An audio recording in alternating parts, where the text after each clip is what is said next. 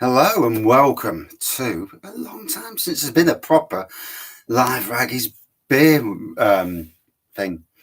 So tonight, reviewing, and I've got a light here that's beaming at me. So hopefully the picture quality and the sound quality are up to scratch tonight. And I've got a brand new t-shirt on as well from Reckless Dweeb. Massive thank you for that genuine act of kindness. So the battle tonight between two supermarket beers that are actually, one disappeared from Morrison's St. Peter's, and now they both, the Titanic's was in Asda today, St. Peter's was in Sainsbury's as well as Titanic. So if you like the sound of these beers, you know, and they are amazing beers, I'll tell you now. I nearly bought Cranbourne Poacher today to do a four-way. And that would have been awesome, wouldn't it? A four-way battle. So these are the two. And then recently, I reviewed a beer from Retford, from a brewery that's kept off the radar until this year. And a bit like myself, keeping out the way, keeping off the radar. This is Harrison's Brewery, and it's their Plum Porter, 6.5%. So actually the biggest ABV of the three. But I have had all three before. Many times, and they're all stunners. So it's going to be a tough battle. We're going to do some chatting, as you do on this channel. It's all about the community, having a laugh, and seeing who jumps on, whether now or in the future. Because I've given good evening, Chris and Bain Buildings, and Thomas and Benjamin, of course. Yeah, it's time to get your gums around my plums. Yeah. Yeah. I'm not sure which one's going to win. It's going to be a tough battle. These are both great, but in slightly different ways. This was an eye-opener. So it's going to be really interesting. I like all three breweries, so there's no preconcepts beforehand that I'm going to choose one over the other. None of that. So it all depends how these bottles fare today. So as usual, when I do beer versus beers, I'll crack one open and have about half of that, get used to that beer, then do the next, obviously talking as we're going along. Good evening, Ali. And yeah, so jealous of you going to Thornbridge. I've entered the competition to go to Thornbridge on a Thornbridge experience or whatever it is, at the Star Inn. So I'm using the same glasses, so albeit from different years. So from the 2016 Robin Hood Beer Festival over at Nottingham Castle, it would have been. From the 2010 Robin Hood Beer Festival, I ain't got a clue where that was. I think it was probably at the castle as well. It's been a while. I've slept since then. And then also from the 2014 Bankrupt, I'm not surprised. I'm not surprised. The Audi's got no plum. Yeah, Benjamin. Yeah, the Audi's a Plum Porter in name and a blatant rip-off of Titanic's Plum Porter. As we know, it looks like Titanic's, you know, their older design. Good afternoon, John. And Maverick, it is on the beer wall behind me, just here. So we'll crack open the Plum Porter first. Have a bit of a chat and chat about what we've been drinking, and first beer of the day for me as well, funnily enough. Yeah, I'm ready, you know. Just pour Titanic Plum Porter. Hey. And good morning, Sam. And don't you love the beer community, eh? People from around the world drinking beer. Massive plum on the nose straight away. The second you crack that open. Yeah, I got no plum at all when I had it. I think it's very hit and miss, Bain Buildings. They're obviously using essence, but they're obviously being a bit skimpy on the essence, or they're just not putting any essence in. I mean, let's be fair, a lot of the breweries these days use essence to make flavours. Standard practice. So there we go. Titanic's Plum Porter. If you don't know anything about Titanic's Plum Porter, I will read what it says on the back, if only to remind myself. So it says here, if you had suggested our best-selling and multi-award-winning beer would be dark fruit flavoured and 4.9% ABV 3 years ago, we would have said you were mad. This was before our brewers really understood the dark fruity arts. Titanic, if you've ever been around, if you've ever had the chance to go to the brewery, I do need to get over and do a brewery tour. But their range of beers is stunning. The website is full of great beers, but the brewery is the better place because you'll get the one-offs that you don't generally see out of the brewery. Natural flavourings. So tasting note, a well-rounded porter with fruity sweet notes over a backdrop of hoppy flavour, deep red in colour and surprisingly easy drinking for a full flavoured beer. You see deep red. So, don't know if I do see deep red really. I mean, I get like a dark amber colour myself, but that might just be my eyes. Smell is plum, raisin and fruity. Yeah, well, the plum straight away on the taste. Plum. As soon as you cracked open the lid, it was plummy. Chester Cheese in Buxton is a Titanic pub. Good selection of their ales. Ooh. Buxton. How far is that away from Filey? I bet it's about as far as I am there. Good evening, Andrew. Good evening, Matt. Doing very well. First of the 3 beers, so you've missed nothing yet, to be fair. Titanic tap room in the town where you stayed. Cappuccino stout, yeah, stunning, absolutely stunning. I'd love to get the Grand Reserve on keg, or even in the mini keg for next year for my Wraggy Beer Festival. Yeah, and then store it around the back where no one else is having it.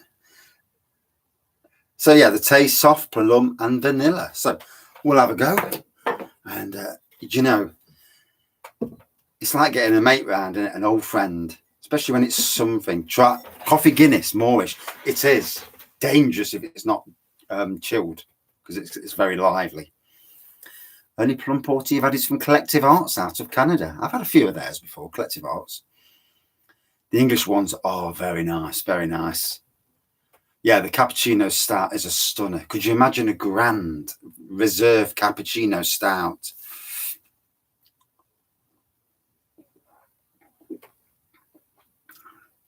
Oh, plum, raisin, slightly dry on the back end. It's amazing how it change. Our beers can change. Sometimes, obviously, down to the day you're drinking and how you're feeling on that day. Bolton Wanderer sent me an Imperial. It's Titanic Brewery, and it tastes as good as it looks. Amazing. Yeah, Bolton Wanderer did me an Imperial Plum Porter, and I think it was either 9 or 11%. I can't remember. I'll have to look back at the review, but it was absolutely stunning. Absolutely stunning. Yeah, you can brew some good beer. You know, if anything that I'd like to do next, somewhere down the line of grain brewing, is actually to brew an Imperial Plum Porter or Plum Stout even. I'm not sure what the difference between porters and stouts are, you know, in the grand scheme of things. If the flavouring's there, then surely it doesn't really matter. Unless with a stout, you get all the tobacco and all that, you know, that side of things. But yeah, as you can see, crystal clear pour, lovely little bit of head on there. Schwartz beer earlier. Underrated style, right? I wouldn't know it. I wouldn't know the style. Yeah, I'm still learning. I am. Just because you talk about beer on the internet, don't make you a bloody expert, does it? I've got a brewery near me, Bang the Elephant, and they've been bringing out styles of beers I've never even heard of. And what was the one the other week? A grisette. And it's like, a grisette? Second beer had a big bottle of Warsteiner. Hey, fair play, fair play. Good for a palate cleansing, Warsteiner.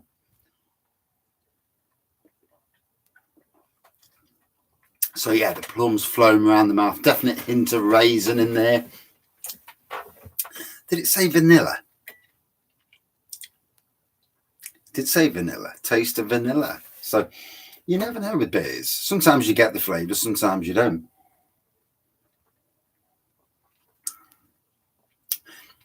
I've seen in Nottingham city centre, there's a pub called the Jam Caff. And it's got the evolution of beers and styles. And you wouldn't believe how many styles there are that I looked and I thought, I've never even heard of these styles. So, some of them are there, but they're just not very, not very, there's not a lot of them out there. But there are a lot of styles of beers and derivatives, and where you get porter and then it just burst open with lots of different styles of that. Same with IPAs and so on. Although sometimes I had a black IPA the other week and it tasted like a stout, and I'm like, I'm sure this is a black IPA. And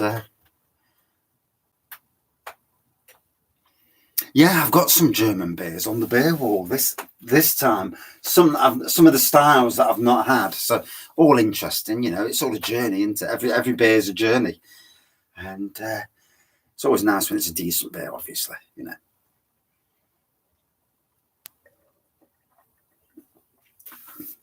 So I haven't been watching the telly for the last week because every time I turn the telly on, good liver bashers, German beers. Yeah. Every time I turn the telly on, it's all about the royal family or something to do with the Queen. And it's like, there's only so much I can take. And, sitting there watching people walk around a coffin, it's all a bit strange. And, yeah, I prefer to watch things on TV when it's like that. All a bit different. Yeah. I mean, I know it's history. It is history in the making, and that we'll never see it again. Well, you won't see. There's no chance in God's green that Charles is going to do a 70-year stint, so you're never going to see it again. So, but in that case, they have really banged the drum. I'm more worried about my dog than anything else. So, Lichtenhainer, right? With Plum.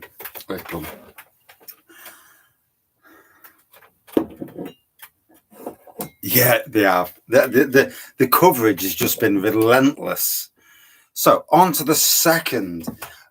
Dog's in the garden now, Thomas. He's leaking more piss than any of us do when we've had 10 pints.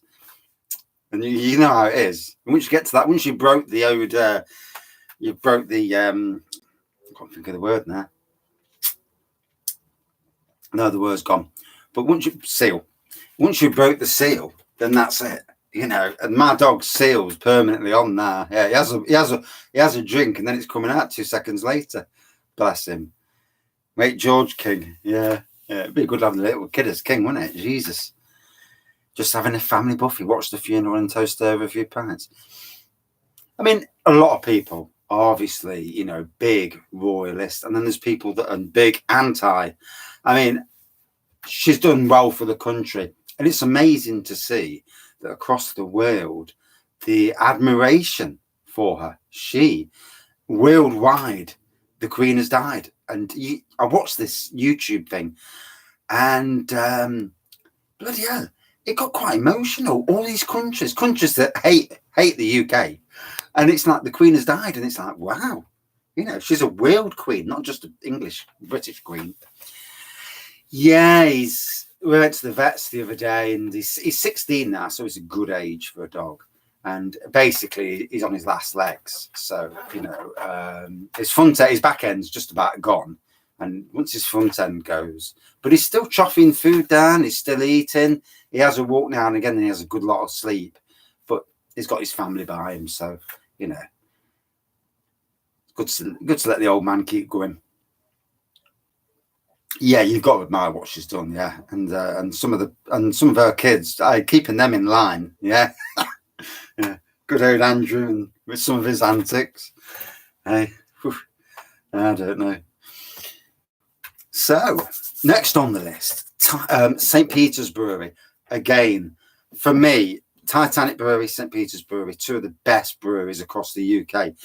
Delivering modern traditional beers. Neither of them are really what you would class as craft beer breweries, but their range of beers are just as good as anything, I think, from the craft beer sector, in my personal opinion, at least.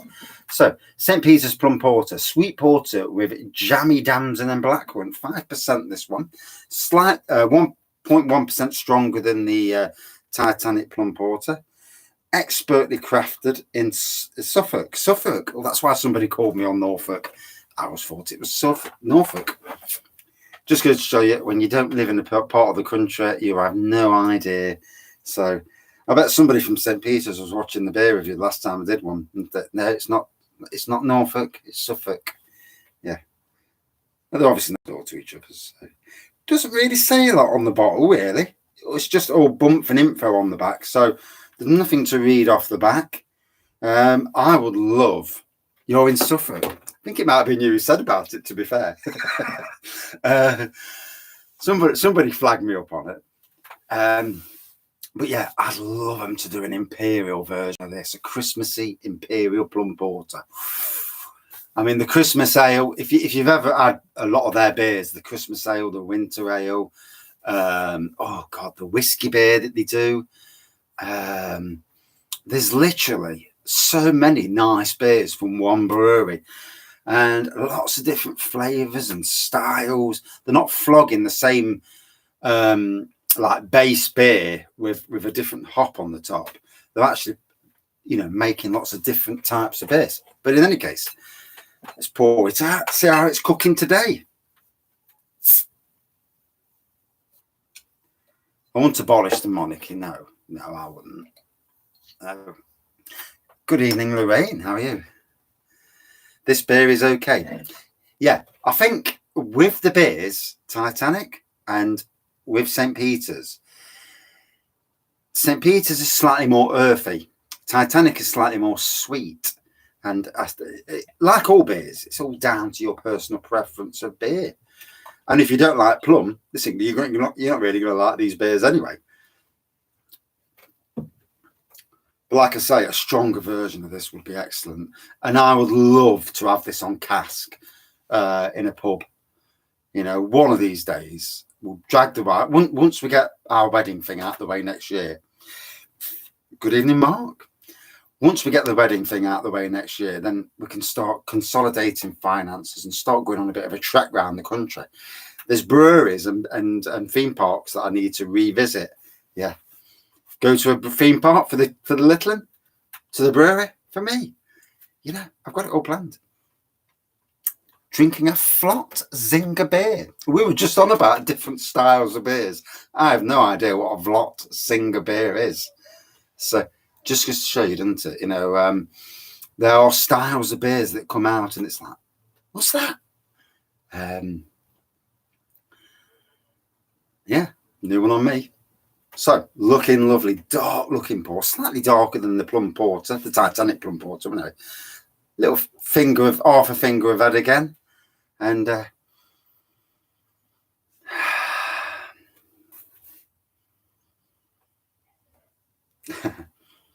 so, plummy on the nose, and again, a more earthy, plummy nose on this against the Titanic sweeter plummy nose. Winter beers, Christmas beers, and today, for me, quite drying and earthy on the back end. It's going to be a really interesting battle. I like to drink all three first. If I'm doing battles, drink them all first, relatively half of each, and then do the battle, looks, taste, smell, etc. And then try and split which is the best one. Good evening, Craig H. Try and split which is the best one. It's not always easy. And I haven't forgot, I've still got that 75% beer to go and buy. The Scottish Bell for Fire. Yeah, when we're out sometimes, she'll try craft beer. I had in the pub yesterday, I had Thornbridge Salted Caramel Lucaria Ice Cream Porter. And both my wife and her mate really enjoyed that. Yeah, St. Peter's Porter. Oh, yes, Lorraine. Spot on. It's available in Saltaire's White Christmas in Morrison's this week. Is that from last year? I'll check the date on that, because they do strip a lot of beers off the shelf. Titanic on cask is the bee's knees. It is, mate. I have had Titanic Plum over at the station, the Station Hotel in Hucknall on cask, and it was simply divine. I had a Wraggys Golden Ale before that, and and that tasted excellent as well. To be fair, it tasted better on cask than it ever did in the bottle. Yeah, on cask it was amazing. In the bottle, not quite as good. Still nice, and obviously it meant more to me than probably most people. But on cask, and I really want the Grand Reserve on cask. Taste and smell completely different to the Titanic. It is different. They're two different beasts. Like I say, earthy, plum, sweet plum. Good afternoon, Jackman. First can soon. Fair play, fair play. Yeah, I would have checked the date for a laugh just to make sure it's not out of date.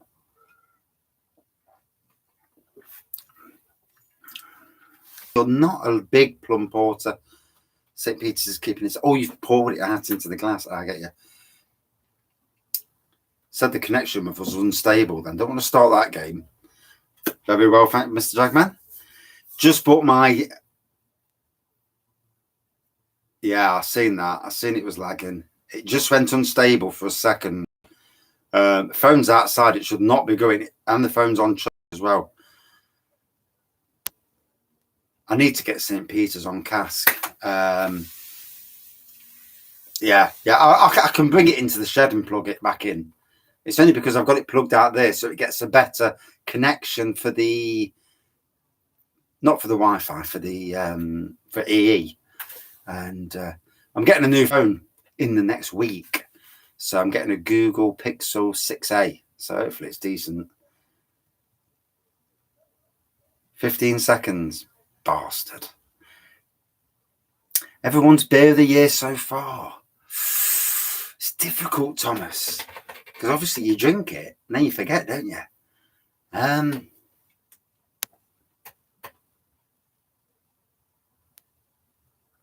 Little wheat beer? Never.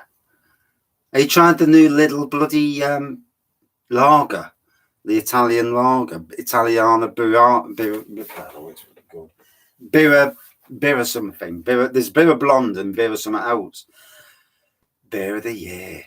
See, we all like different styles. So not one of us. Schneider Oktoberfest beer. Hey.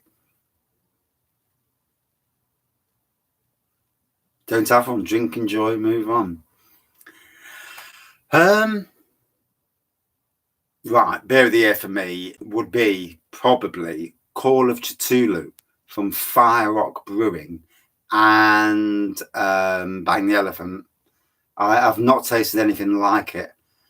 But one of the other beers of the year was my very own Imperial Stout with choc fudge brownie flavour essence. It was just bloody amazing. Good evening, Greg. And for beers of the year, it's difficult, isn't it? It's like now doing beer versus beer. If say you found beers of the year that you really liked, how many pints did you drink? I only one, you see. Oh, the Cthulhu. I had about 3 or 4 pints of that. Went down the tree. I had it on both bottle, keg, and keg at 2 different places as well. But beer of the year. I mean, one of my sours of the year was from Vocation, Sunset Overdrive. That was stunning. Neon Raptor, their Tuckbot 2000 was amazing. So there's lots of beers of the year. I'm not sure I'm going to do a beer of the year this year because there's just too many to choose from. It's quite difficult. So anyway, I'll keep an eye on the connection. If need be, I'll bring the phone into the shed and do it from the shed instead of doing it from out there.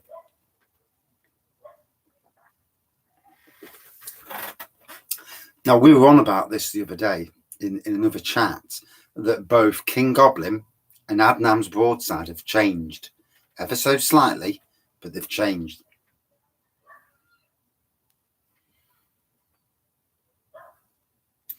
That's interesting there. Yeah.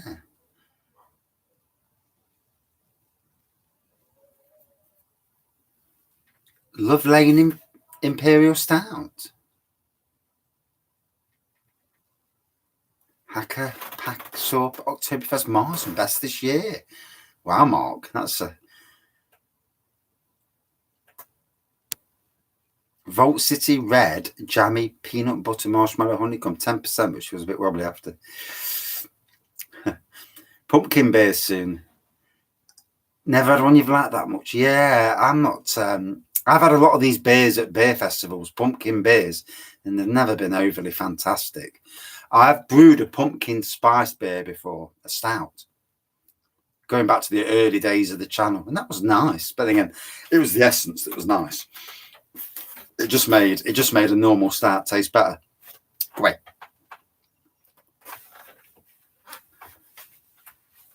Spicy pumpkin beer at the moment. Ooh, bless him. Yeah, I need to get back on the grain brewing side of things before the cost of electricity goes up. Lots of real ales. Month off from 5th of October until bonfire night. Bit of a break before Christmas. Fair play, mate. If you can do this, it's a good thing. I always think I'm going to do it, and then I say no. So I do try. I battle the demons all day long, and then I get home and I think, oh, sod it, I'm having a beer. Yeah. I'd like to do a pumpkin spiced Imperial Stout. So get a good pumpkin spiced essence, because not actually a pumpkin beer per se, similar to the pumpkin spice Baileys that came out the other year. That was amazing. Don't know why they stopped doing it, both Aldi and Baileys. Just goes to show you that whoever makes Aldi's pumpkin spice, the same people who for Baileys, amazing how close they tasted, and different spice. Some might sometimes use butternut squash instead of pumpkin. Says tastes better. Oh, that's interesting. I've got a bank full of butternut squash at work. So anyway, yeah, tasting good. This. Things to be done in the garden at the moment. Mow very regularly there. If in Ireland, like in the UK, in England at least, the rain has come, the grass is growing. Grass is going to grow ever so fast. It's spring-like now. We've gone where plants have gone dormant. We've come back into a full-on growing season. Fuller's Vintage will be out in November. I need to get Fuller's Vintage November. Right, I'll keep my eye out for that, Benjamin. Yeah, grass is growing like a bugger now. You've got to be doing it once a week now. Getting leaves up, deadheading. If you've got dahlias like me, you're deadheading literally every few days. But also growing seeds, harvesting seeds, and setting seeds up for the next year is a good thing. Especially flower seeds, because they're still warm enough for them to germinate. They'll hold through the winter, and then in the spring they'll flourish again. Especially if you've got a greenhouse. Oof. Yeah. Yeah, the grass will kick in now. Yeah, everything at work's growing out the clappers. I'm having to mow weekly again now, which makes me struggle with the other tasks. Thankfully, the hedges have stopped. 3 weeks off the alcohol. I'm impressed that people can do it. Sometimes it's not as easy as it sounds. Sometimes it's like, oh God, especially when you've had a day at work and you just need a beer. But before the Impy Stout season starts. So talking of Impy Stout seasons, I don't know if anybody is close to the East Midlands has noticed, Castle Rock Brewery are doing a charity night with Emperor's Brewery and Bang the Elephant. Grass seed's perfect time now. The best time of the year between now and the end of October. Woof. The grass seed will flourish. Yes. And then give it a time for it to grow. Keep watering it if it goes dry. The bloody wind dries it out. And then when it gets to a certain height, just nobble it, let the grass sit on top. And then, spring, you can mow properly.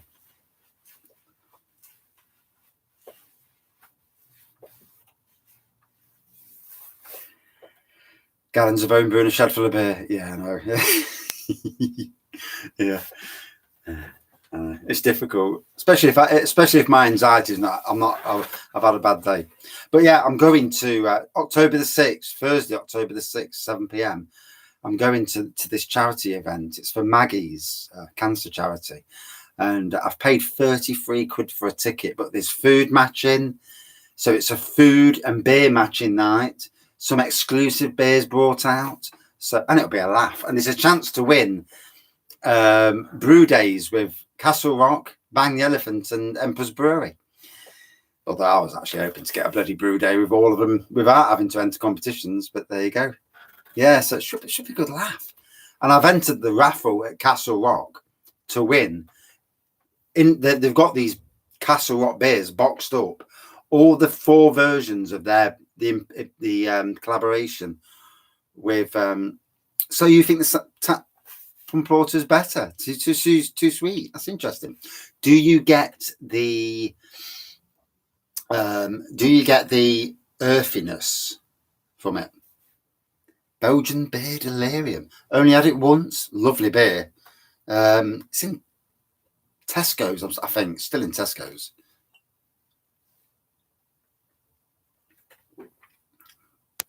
So lovely earthy plum flavour of that. So I've saved off, as I always do. And now jump onto this. Love Imperial. Yeah, the only problem is when you get a really good Imperial Stout, especially if you brew it yourself, you drink a bit, and then you drink a bit more, then you drink a bit more, and then the next morning you're not enjoying your life.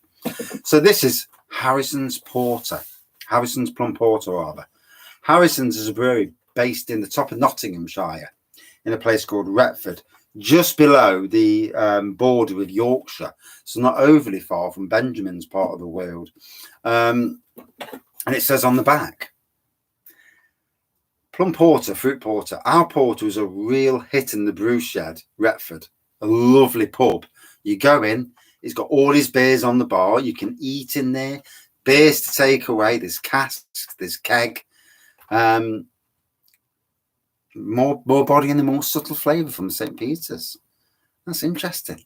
It's interesting to other viewpoints. So we decided to step it up a notch with a touch of fruit, plum aroma and flavour from natural plum essence. Bursts onto the scene and blends perfectly with the roast malt character of the dark, smooth, rich porter. And it's got a load of info on the back. Oh yeah, it's a stunning beer. Stunning beer. So 6.5% this one. And the picture quality is better with the more light on the case. I've noticed that. I've got a light beaming at me just there. And picture quality does look better. Just amazing how light makes everything better. Yeah, it's got alcohol is 6.5. Units are 2.88. Not that I ever look at units. God, no. Not between friends. OG is 16.72p, whatever that means. IBU is 26. EBC is 54. Calories, 268.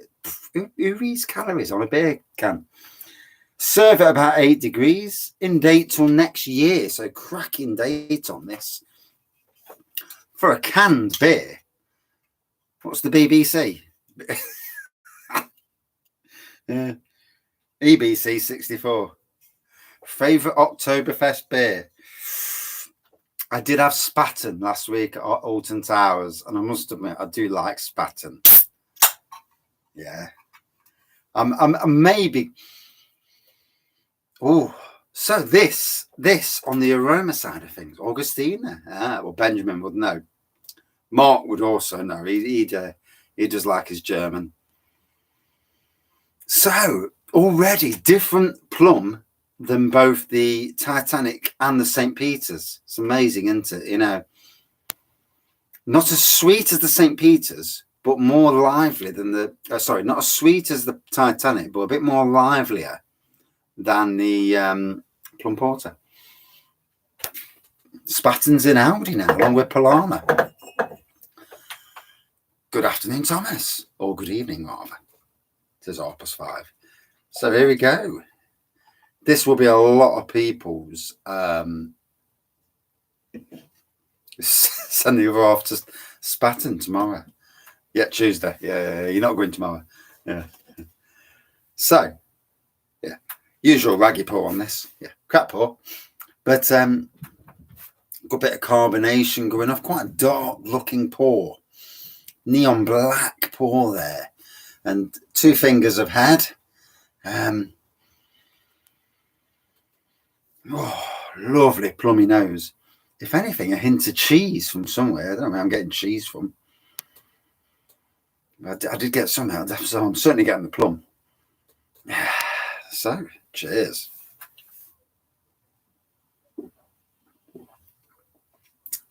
Might be in the air.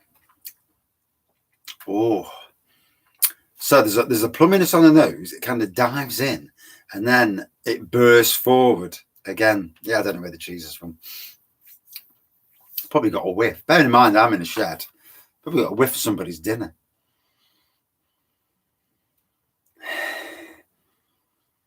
No, I'm not getting it there. Yeah, it's probably somebody's bloody dinner.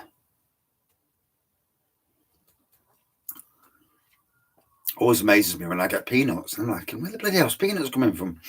And probably, what's your favourite food? Favourite food with beer? I like steak, I've got to be honest. I love steak, mushrooms with Stilton cheese lathered over the, pull the other one. Brew any better? But yeah, doing cheese on toast, yeah, stuffed cheese. I do like cheese on toast, to be honest. I've never done Stilton cheese on toast. That'd be interesting. Stilton cheese on chips. Now we're talking. That is a Gouda beer. So I like another beer in my beer. Yeah, I had a few beers yesterday, mind. Yeah. Schneider Oktoberfest. Not Lowenbräu them, because their beer's good as well, isn't it? You don't like cheese? I don't like all cheeses. Yeah, I don't like the stuff that's got fruit in it. Why would you put fruit in cheese? What's that about?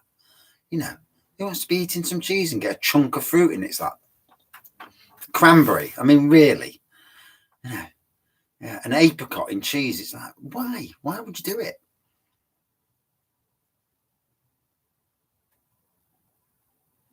Iron Brewery Black Death Imperial Vanilla Stout, 11%.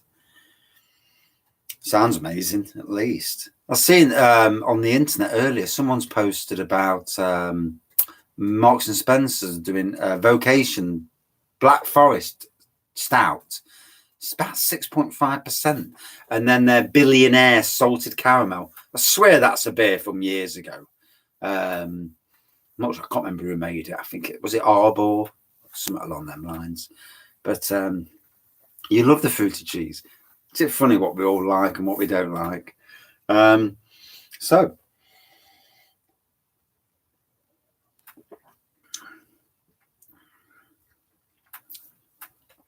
ABV wise, not feeling. Yeah, I thought it.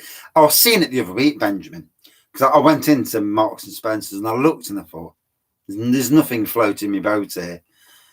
Sainsbury's, however, have got a load of new. Well, they're new to me.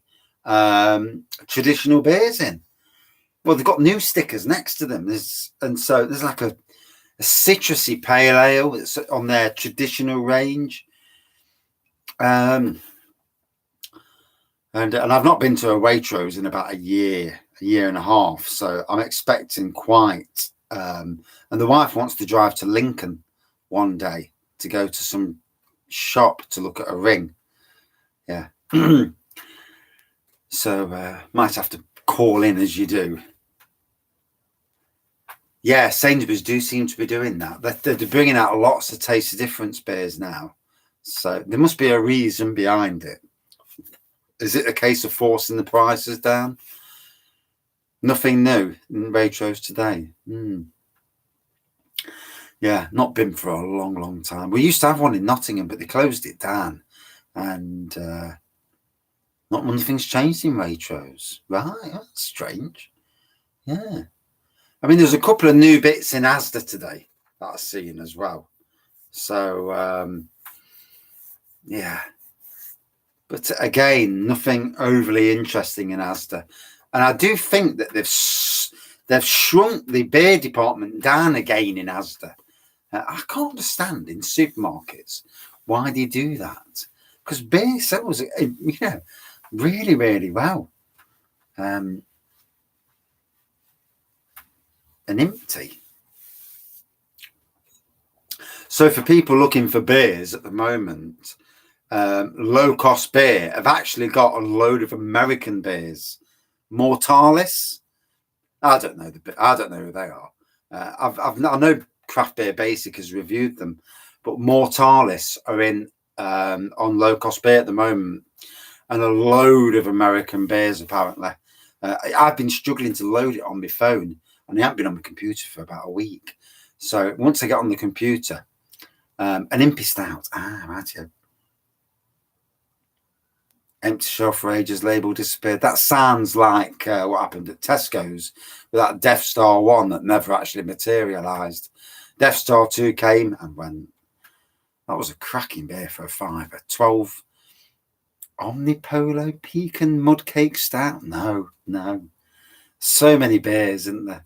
Do you know, you could have I think you could have about 1,000 people doing beer reviews. And I don't think you'd get every single beer reviewed. Not when breweries are bringing out 2 or 3 new beers a week. Neon Raptor near me literally bring out anything between 1 to 4 beers a week out. You just don't see them. You see them once and that's it, they're gone. Unless it's a range they rebrew. And it seems that their collaboration beers are just ridiculous. It's just the amount of different beers. But I suppose, with a lot of them, and that's the thing about craft beer breweries, a lot of them don't brew the same stuff again and again. Although the likes of Daya, they do, and Cloudwater, they do. So I suppose everyone's got their niche of what they do. Totally Brewed near me, they brew a lot of the stuff again. They have their core range that they brew again, mostly pale ales, to be fair. And the lower ABV stuff gets brewed again and again. Same with Black Iris, theirs does. But yeah, Neon Raptor brew a lot of different beers. So,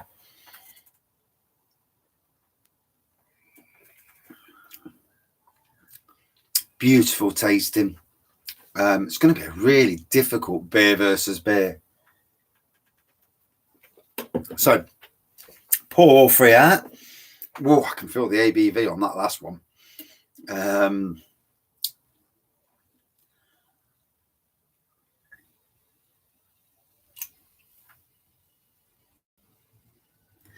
Yeah, I had this last year. Beer and Buildings, I had this with Siren last year.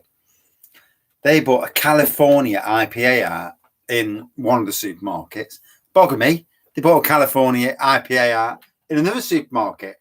And then in the other next supermarket, another Californian IPA. And I'm like, all with different names. And it's like, go away,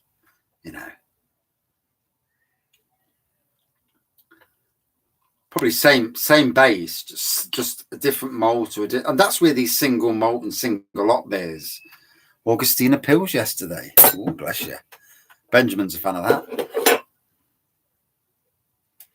Hard to find a new beer anywhere near you. Sad to hear that, Thomas.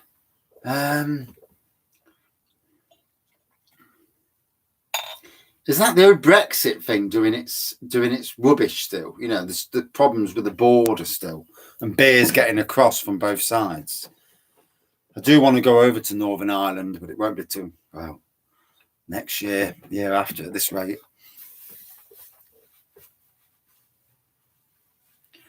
Yeah, I agree, Ali, that you see a beer that is amazing, ticks the boxes. I used to love Krabby's, their Krabby's Black. So it was an oak matured ginger beer, and it was like 6.5%, and it was amazing. they stopped brewing it, and now when you message them, they don't even answer you back. Mardy arses. Yeah, I mean it's nice. But it's nice to try new beers. I mean, I nearly stopped off at a pub in Nottingham City Centre today just to try the new Emperor's Brewery beer, Pulpatine, the collab with Turning Point. But we were 20 minutes too early for the pub to be open, and I wasn't waiting around. So the wife's gone to bingo tonight, so I paid for her to go to bingo. It's good for her. She's been cooped up inside the house too long, and sometimes plays with your mental health. And she's been mopping up dog piss all day long, so it's not easy. You know, there's only so much of that you can take.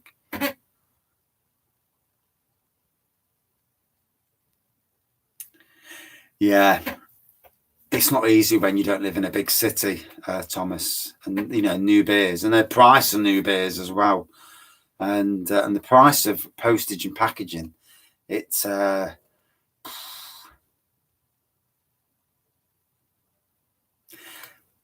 and buildings. The times you go to a pub and you think, oh, you know, I'm just letting these beers just chill down a bit, and then do the actual battle.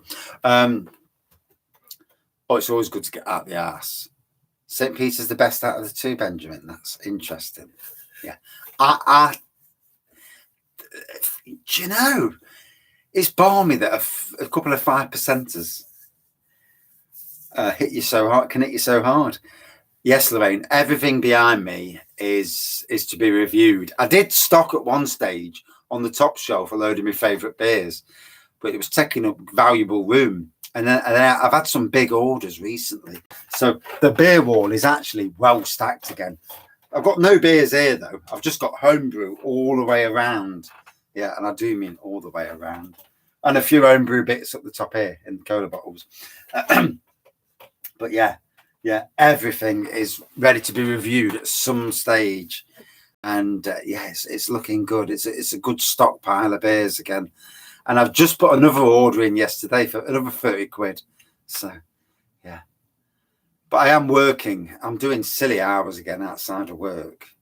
So, you know, just to pay for this bloody hobby. And that's before the winter kicks in when we don't know what we're going to be paying on gas and electric. So, yeah, I'm stockpiling now because there might be a time when I can't even afford to buy a beer, and I have to just put money in the electricity bill and the gas bills. And obviously in the winter months, bloody fly. In the winter months, obviously, there's not as much gardening going off. Although anybody who's a real gardener knows that there's more work to be done in the winter, pruning and scarifying and all that. So Titanic Brewery beer then. So that's Titanic. Cheaper to get pissed and stick the heating on. That's my plan. So Titanic, St. Peter's, Harrison's. Looks wise, the Harrison's Ed being more of a craftier version certainly was longer, but they all look about the same on the head side of things. Colour side of things, that looks a bit more murkier than the other two. The other two look crystal clear. Being big modern traditional breweries, yeah, you won't be walking afterwards. Adnam's Ghost Ship. It's an okay beer. I don't think. I mean, Broadside is by far their best beer, but Ghost Ship is in a lot of pubs. So it's a beer that brings the money in for Adnams, and I suppose in some ways, you know, in this day and age, as long as the beer isn't weakened or brewed by, I would think Adnams is too big a brewery not to brew it in house. Not worried about energy there. Yeah, it's going to be a bit more expensive this year, though, Benjamin. But you know, if people are a bit more cute, then they shouldn't be too hard. Turn things off when you don't need them on, and turn the heating down a notch, rather than sitting there freezing. I think people will be all right, hopefully, anyway. But for those already on the breadline, tough. Although there are a lot of jobs out there. And, you know, for a lot of these people who don't work, who moan, you know, doing a job where you're not upsetting your benefits if you're on benefits. If you can get jobs where you live, there's lots of jobs. I see work all the time in my local area and in the business I'm in. Yeah, that 6,000 in January was scary, wasn't it? Bloody hell. So, Titanic, St. Peter's, Harrison's. So, on the nose, they've all had the same amount of time. Ooh, different nose. Totally different nose between them two. Ooh. Okay. It's definitely more earthy nose on this one. Less earthy, Plum. More sweet. Okay. All down to preference. So people watching this, but I like the sound of the Titanic. For me, the winner on the nose is going to be the St. Peter's. This is more earthy. They're all plummy, obviously, but this is more earthy. But the St. Peter's delivers the balance of the force, of plumminess, but with earthiness as well. Whereas Titanic is a tad on the sweet side. Depends what you like, though. I mean, that's amazing on cask. So all depends on that side of things. So taste now. So St. Peter's has won first battle is the look. And the look, both Titanic and St. Peter's win on the look side of things. Broadside's lovely on copy my review now. and see what I can say, mate. So on the visual aspect, these two guys, Titanic and St. Peter's, win the visual battle. On the nose, St. Peter's edges it. In second place, both of them are equal in my respect in second place. No clear third person. Broadside is a good point, yeah. But on cask, it's 4.8%. In bottle, it's 6.3%. Why the jump? Why the jump from 4.8 to 6.3? That's a staggering jump from cask to bottle. If I ever had a chat with an Adnams brewer, I'd say, why that jump? Why not a few percent? Like a 0.2, 0.3. But a 1.5% jump is a big bloody jump.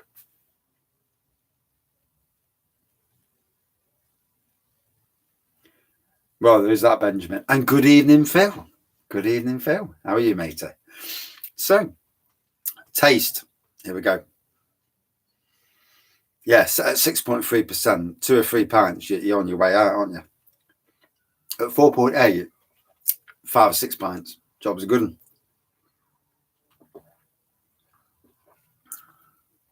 Oh.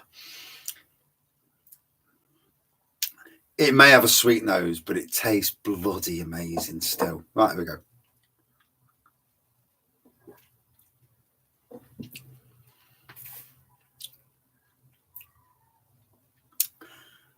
So the Titanic's sweet. That's more earthy.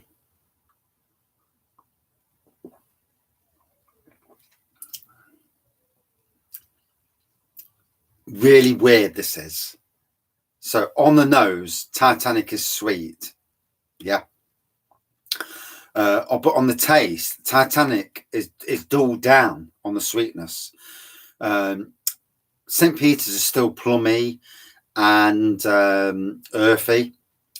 This now, the Harrison's, is both plummy with a tad of sweetness coming through. That's really weird. And obviously I poured them all out at the same time, let them breathe like a good fine wine. It's got to breathe. And it's really interesting. This is the best part about doing the battle of the beers, because I have to keep drinking them before I can make out which one's the winner. And by that time, I'm half twatted, drunk rather, for a better word. Apologies if there's children in the background.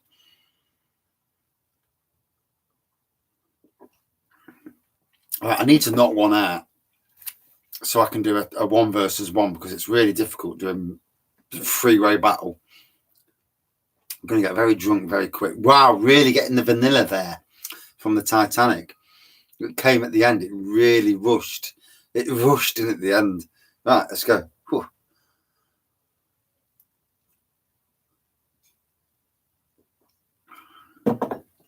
Knock one out. Yeah. You know, I need to get some fly spray for in here. It's the only problem with putting brewing stuff in the shed. You get them chuffing fruit fly things, and they all come in here because they smell the wraggy beer, and it's like, yeah, I'm having some of that. Yeah, go away. It would be good to have 2 or 3. What would be really good is to do like a mass beer review. So let's put this question out there. Wraggy farts, yeah. Well, not going down that road. But could you imagine that going to a supermarket, because supermarkets are the only place where we can all get the beer, most of us at least, if you live in the UK, that is. Not so easy for Thomas. But getting free beers, we want to make it free, don't we?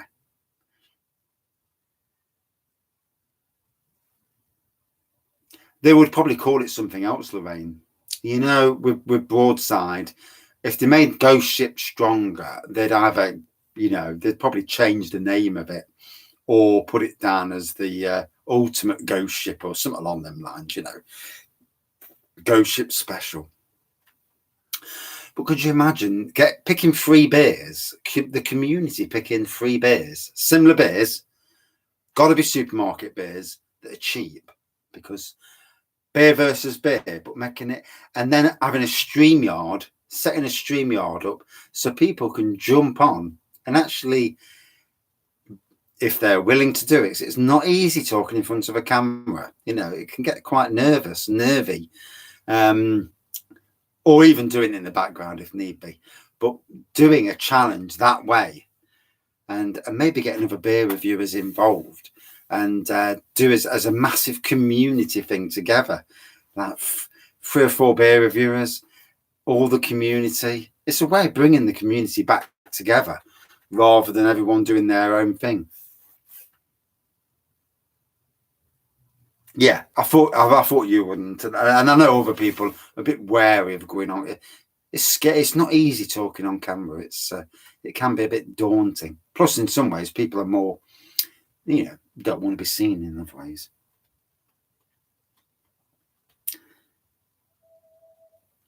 Yeah, a bit like an online pub where we all drink the same free beers. Those that can do it, if they're willing to, because you can with StreamYard, you can do it without showing yourself on camera. I get that, mate. I get that with the camera. Nah, he wouldn't. He wouldn't come on this. Nah. No money to be made. But yeah, it would be interesting. So we'll have to think of the beers, and I'll post it on YouTube, and see if people want to join in. I think as a community, you know, it can only get stronger if everyone plays by the same game, really.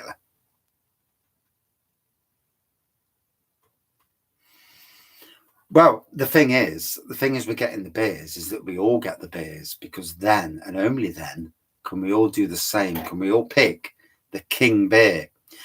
So it's going to have to be a supermarket beer. It's going to have to be something that you can get from either Asda, Sainsbury's, Morrison's, or Tesco's. 18.5 lags.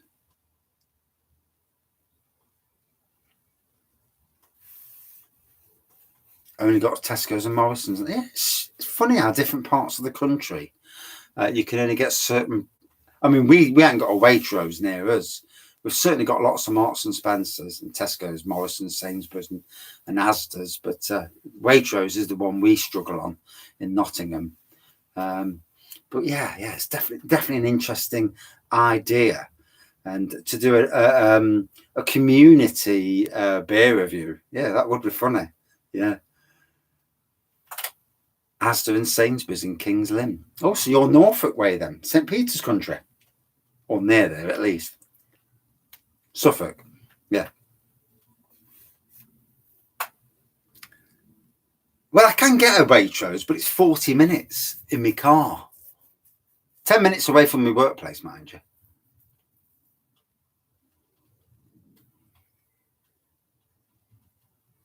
Average lagers and Guinness. Yeah, it's a shame, isn't it?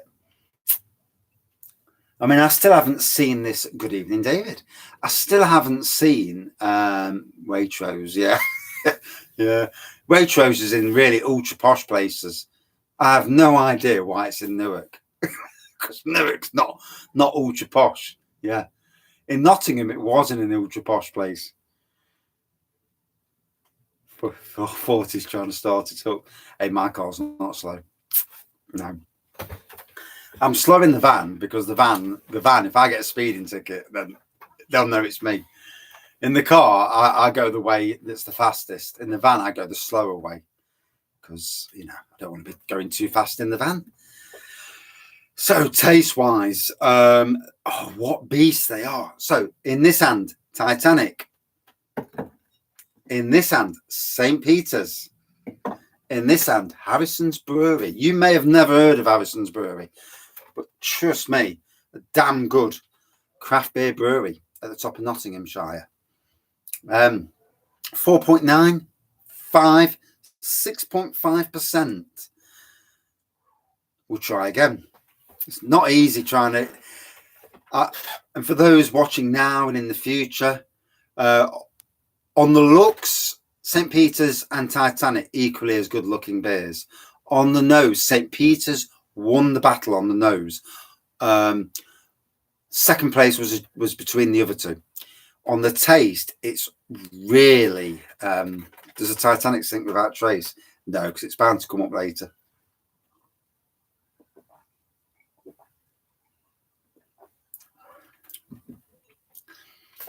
Now, Titanic's Grand Reserve versus these three, that would be the battle. This is Titanic Grand Reserve strength. Grand Reserve is only 6.5%. It's not strong beer. It's got a good price on it, mind you.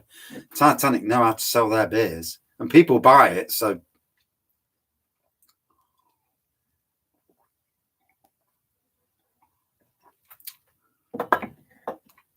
These bloody fly things like my...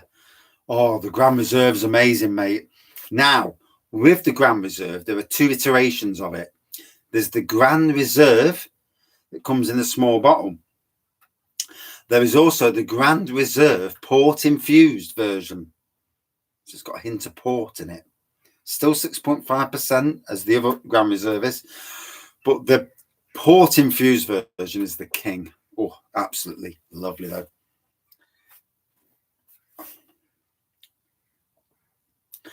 Bishop's Finger, 1698, McEwen's Champion. Yeah. I think McEwen's Champion, 1698, and something like King Goblin would be an interesting battle. I think they're all easy to get beers. They're all beers that are of a good ABV. So 3 of them beers, you're on your way. And 8 bottles of Old Tom. They're not going down that road. No. And then eat a load of chips before and spew afterwards. No. Fucking hell. No. Can't do it. I've got the 75% beer to drink soon. So if anybody wants to get the 75% Bell for Fire and join me, yeah, it's a man's beer. It's a fucking nutter's beer. You know these things where they call something a man's beer? Well, that's bollocks these days because women can drink big AB. I've got some women friends in my personal Facebook, and they can drink bigger beers than I can. So this bollocks the same way something says that's a man's beer. Rubbish. You call it a nutter's beer. Bell for Fire. You actually have to go to the site. So if you tap in Scottish Bell for Fire, 75%, you'll find it. Yeah, and That's the one. Beat the beer hooligan with Duvel's. Yeah. 105% beer. Yeah. His wife was drinking half of them off camera. Yeah, she was going, because they obviously both like that sort of thing. Fair play, though, you know. He looked sober. His wife was hammered. He was sober. Real aircraft beer was battered. Scott was just absolutely slaughtered. Bless him. But yeah, not nice. Beer drinking's good when you enjoy it. It's not good when you absolutely get ill on it. You know, there's a cut-off point, and 2 bottles of Hobgoblin Ruby for later. Fair play. But Hobgoblin's not the beer it once was, is it?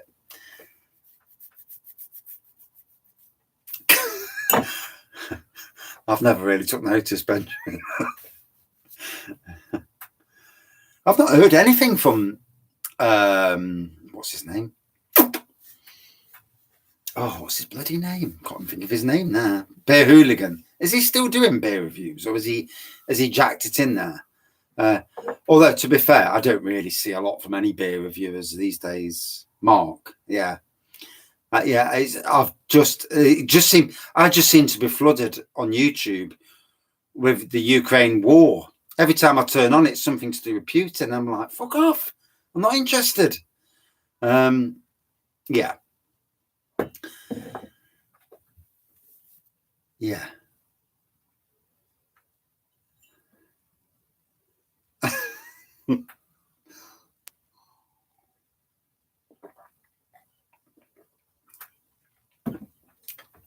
So, get rid of these flies. I'm on fly swatting juices. I'm trying to drink beer and trying to swat flies and trying to read the comments. The great thing is that I'm using my laptop, and finally the Chromebook. This seems to be working. Pretty decent lighting. This light here is really helping. That light there has died on me, bastard.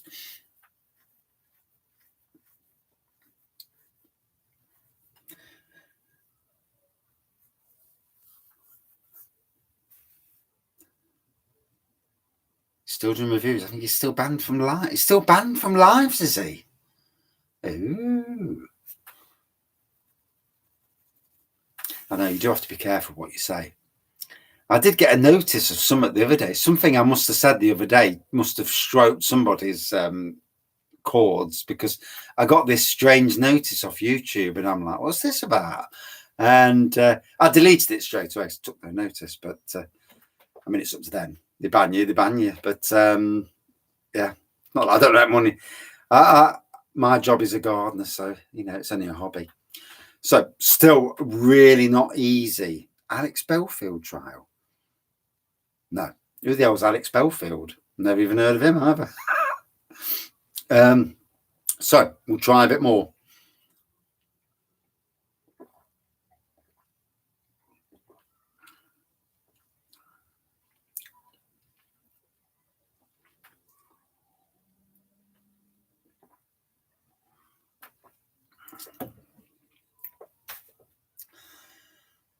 I've got to be honest. Harrison's against Titanic is beating Titanic. There's a more real flavour coming from this, whereas the Titanic versus that one-on-one, it's winning. Okay, feeling that bit now though.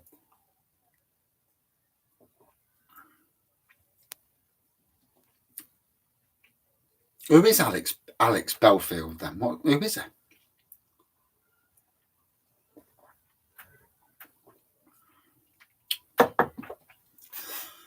Ooh. Right, this is weird. The only problem is, the more you drink, harassment and stalking. Yeah, you got to be careful with that sort of stuff. You know, I don't even know where he is. So, St. Peter's Titanic stalked Jeremy Vine. There's some strange buggers about, isn't there? So, Titanic, St. Peter's, right. He's an opinionated YouTuber, an ex-BBC presenter. anti-COVID views. Rightio. You can have any views you want, but if you're going to have a view, you've got to be able to back it up. Today I was down the Arboretum and I did a video from there slagging off the Arboretum, slagging off Nottingham City Council. But I can back it up because I was there when it was a fantastic park. I know how bad it's got and that they shouldn't be winning green flag awards when it's disgusting. So if you're gonna be doing that sort of thing, you've got to be able to back up what you're saying. Didn't go anywhere near the bogs. I looked over. They look like they're closed down. Yeah. There are a couple of foreigners on a bench, and brown flag afterwards. Oh dear. One day, put the Titanic there. Titanic, yeah. And one day, see my post on Facebook. We'll do afterwards. Yeah. So one day we went to the women's toilets. We'd been having problems with the women's toilets. Two dirty bastards looking under the cubicles when there's women in the toilets and children. And we told the police. We know what they were doing. There was an Irish bloke and an Asian bloke, and they were walking around the park. We fucking knew what they were doing. So we closed the toilets down because we couldn't run the risk of children of that happening. Imagine my daughter being on the toilet, some dirty bugger looking underneath. I'd have killed him without a shadow of a doubt. So we stopped it. But anyway, we went in one day. Before we stopped it, there was somebody had gone in the toilet and shit all over the toilet.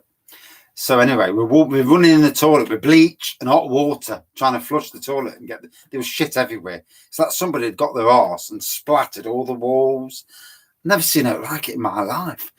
And I was doing the song, singing, doing the bleach in the toilet song and shit and all that. Unbeknownst to me, I'd phoned my wife. She'd put me on speaker in the shop and to her mates. And I'm sick. We're all singing this song, fucking bleach in the toilet, the shit song.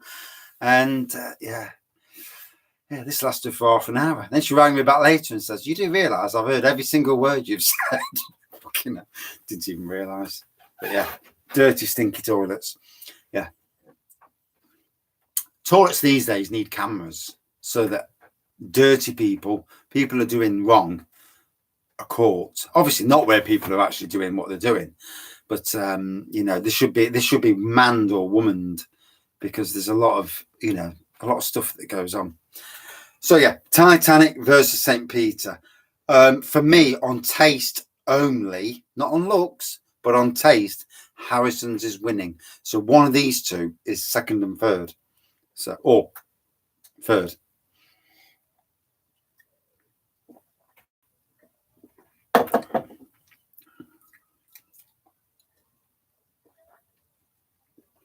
Every time I try the Titanic beer, I got a sinking feeling. Black Sheep Milk Stout. I've not had that for ages, unless it's a different one. I did have it, God, it must have been last year, unless it's a new version they brought out. Sometimes it gets really difficult with these bloody companies when they're bringing out new versions of the same beer, like a new milk stout.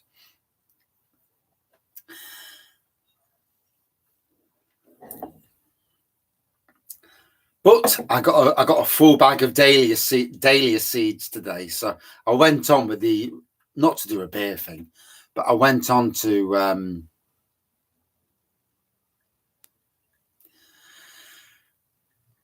yeah. I mean, I've worked on public parks, and some of the stuff that goes on in public toilets, for the safety of children and women in toilets, you need cameras, and not cameras that are pointing in the troughs, but certainly cameras that get you on the way in and at the cubicles before you open the door, obviously not inside the cubicles. Black Sheep Milk Stout always misses from the body for you. For me, Black Sheep Wig Welter, that is a beer I need to do a challenge on. So King Goblin at the moment is my number one supermarket beer. So King Goblin, maybe Rig Welter, and to keep the cost down, Champion, McEwen's Champion. If I get those 3 beers in, but give it a few weeks for everybody to get them, or as many people to get them, or at least one of them. And for those that want to join in reviews or just join in the background, that would be interesting on a live. So I will set it up. So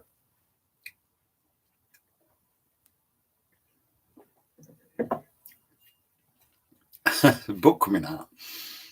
So anyway, yeah, one day I'd gone into the men's toilets. You never got anybody in the women's toilets apart from them dirty buggers. And the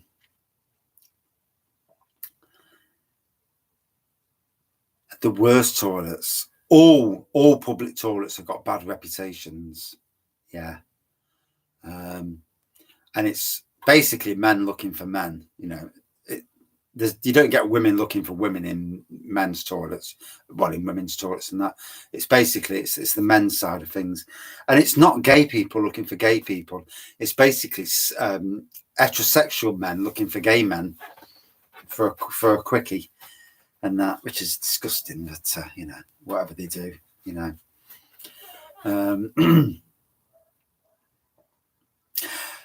Benjamin, I'm going to message Low Cost Beer because I personally think that Low Cost Beer is the king of, and I'm going to message him and ask him if he's going to be able to do an advent calendar and try and get all the beers the same, and use him as yeah, Brewdog well early on the advent calendar side. Yeah, use Low Cost as the official calendar of the channel so that as many people can join me on a beer review, because one, when none of us are going to know what we're getting, it's going to be bloody random. I did Thornbridge last year, so I wouldn't want to do Thornbridge again. So yeah, whatever I do, it's got to be something. I'm not sure they will be able to get them the same. Yeah, I'm thinking that as well, Benjamin. I'd have something random and you'd have something random.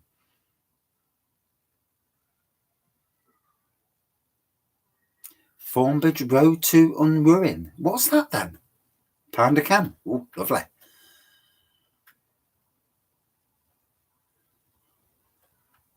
I'm not too far from Thornbridge. I'm literally, Nottingham to Bakewell? Bakewell, isn't it? An hour? It's on the way to Manchester, so an hour to an hour and a half. Personally, I'd love a Thornbridge meetup. Could you imagine? You know, taking your partners or friends. Bank holiday tomorrow, mate. Best day ever. Yeah, a bank holiday in September. But yeah, you're going to have an hangover. Good job, Queen. Oh, well, actually, I'll get it. Yeah. Well, the wife's out till 9:45, so I'm all good till then. And the £1 a can is a distant memory. Phil, I was getting beers from holborns.uk. I don't know if anybody in the chat can put that in the chat, but holborns.uk, and I was getting beers at 20 pence a beer. They might have been out of date or short dated, and I didn't get all what I ordered. Yeah, it was a bit hit and miss, but I certainly got a flipping good amount of beers. Traffic into Bakewell is shocking on weekends. Yeah, I mean, Matlock and Bakewell, all the bloody bikers. A dry up session, 5.5% collab, short date. Elvis juice. Is that Elvis juice, Lorraine? Do you know something? If you go to Aldi, Memphis Boulevard, and I think it's brewed by either Williams or Stewart Brewing. It's not brewed by Brewdog, apparently. But Memphis Boulevard is the Audi version of Elvis Juice, if that's what you're saying. And it tastes amazing. Yeah, Elvis Juice. Yeah. So this is the one and probably one of the only times where Audi is better. Go to Audi, get Memphis Boulevard. It's better than Elvis Juice. Yeah. Similar sort of recipe to Elvis Juice, but at the proper ABV that Elvis Juice used to be at, 6.5%, if memory serves me correctly, at least. Elvis Juice was amazing at one point. Yeah. If you're a home brewer, Mangrove Jacks, they do an Elvis Juice clone, and 40 pints is rubbish at the moment. I've not had it, Thomas, for a long while, mate. Yeah. But Mangrove Jacks do. Memphis Boulevard is similar to the old version of Elvis Juice, the original version. The Mangrove Jacks homebrew is similar to that old version as well. Brewdog, for a brewery that can do it, they bring out some shite at times, but they also, now and again, they bring out something that's amazing, which is what I can never understand is why you'd get a beer and change it, because people know, I know that Adnams have done something to Broadside. They've also done something to King Goblin, but Marston's, Witchwood rather, but which King Goblin is still better nowadays. Still retaining a great lacing. So I'm going to knock one out because not in that way, at least. So Titanic, St. Peter's.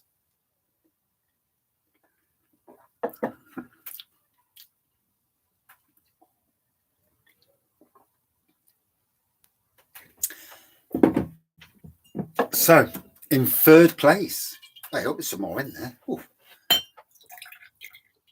Bless you. I hate wasting beer. In third place, St. Titanic. Don't get me wrong. These are all amazing beers, never slagging down a beer because they're all top class beers. But tonight, Titanic, OnlyFans. I didn't even know what OnlyFans was until kept hearing this OnlyFans. What the fuck's OnlyFans?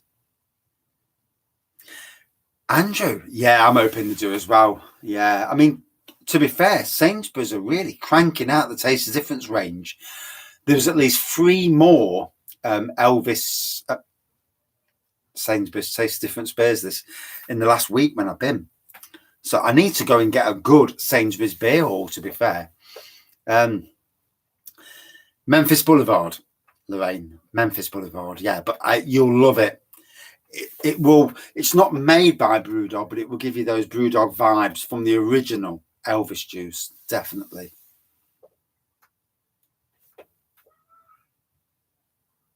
I do like Old Roger, Benjamin. Do like it. Good evening, Mr. Goosebump. Is a Brains Rev Jane closest thing you get to a stout? How do you feel about Brains being took over from by Marston's? That's got to hurt. Marston's have just closed Jennings Brewery down. I mean, Jennings Cumberland Ale is probably their best beer. No doubt they will still brew Jennings beer, but somewhere else. But, the sad thing is that breweries are closing and there's no need for it, No need at all. No, I wouldn't have thought you would be.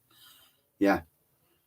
In COVID times, we were so worried in Nottingham about some of our bigger breweries. Castle Rock, they own 21 pubs. I don't understand it either, Benjamin. Well, you buy the brand, you take over their pubs. Green King did this in Nottingham with Hardy and Anson.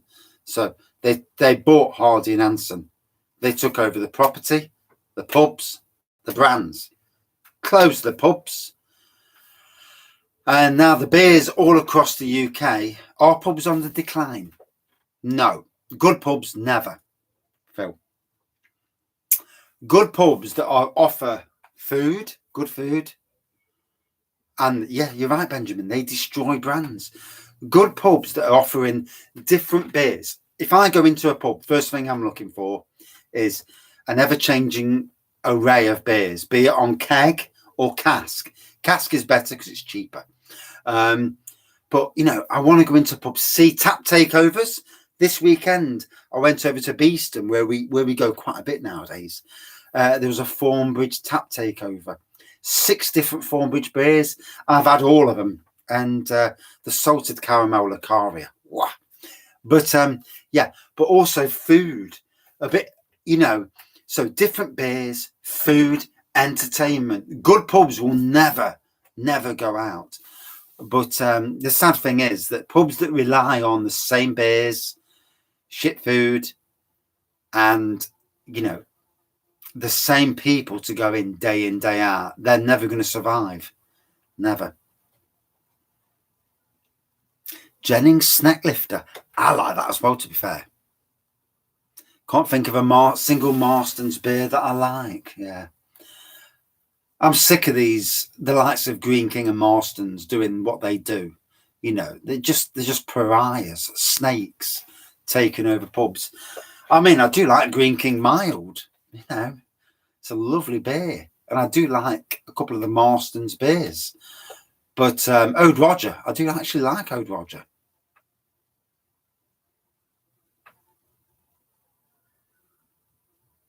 Yeah, they're both the same. Yeah, it just winds you up, doesn't it? You know, what they're doing to good pubs. Oh. And Witchwood, if you look at Witchwood now, Witchwood have decimated their range of beers. They had flipping heck, Arrow Rain, Goliath, Black Witch, and that's only a few that I can remember. And they've like shrunk it in. They've got 4 or 5 beers all in supermarkets, but their actual range of beers, shit. And it's so downheartening. £4.50 a pint cost me times 2. Yeah. Pint prices are going to get more expensive. You know, breweries are going to do whatever they can do to keep the prices lower. So beers may have less hops, may have less malting. So you are going to notice something. 12 quid a pint in Dubai. But then again, if he's getting paid good money, then 12 quid a pint. You know, if we're on a good wage, we don't mind spending more. But if we're really on the bone, then the only place you're going to be able to go for a beer is Wetherspoons, because those £2.15 beers are your only chance of getting cask beer cheap. It's sad. I don't like Wetherspoons. I don't like the way they treated their staff. Tell them to get another job in COVID. These things, you always remember when people do this shit on you. IPA Session Sierra from Oakham Brewery. I've never had that one, Lorraine. No. I do like Oakham Brewery, though. Not overly far away from me, you know. Literally about an hour or so down south from me. Not overly far. Pubs these days, micro pubs these days with a lot of different food in, you know, cheeses, pies, different ciders, wines, beers on cask and keg. They do so well.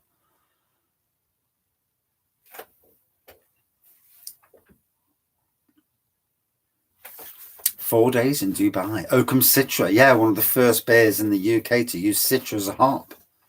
Citra. Yeah, Citra from Oakham Brewery. You do see that a lot. Yeah, it's a big beer around the pub scene. I see that a hell of a lot.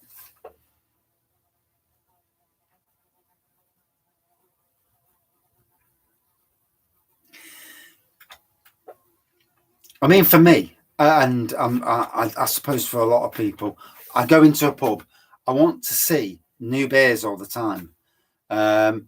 You know, even if a good beer comes back, you don't mind that. But if a beer that you've tried and you didn't really rate, you know, you don't want to be seeing that again. You want to see the good beers, but you don't want to see the shitty beers.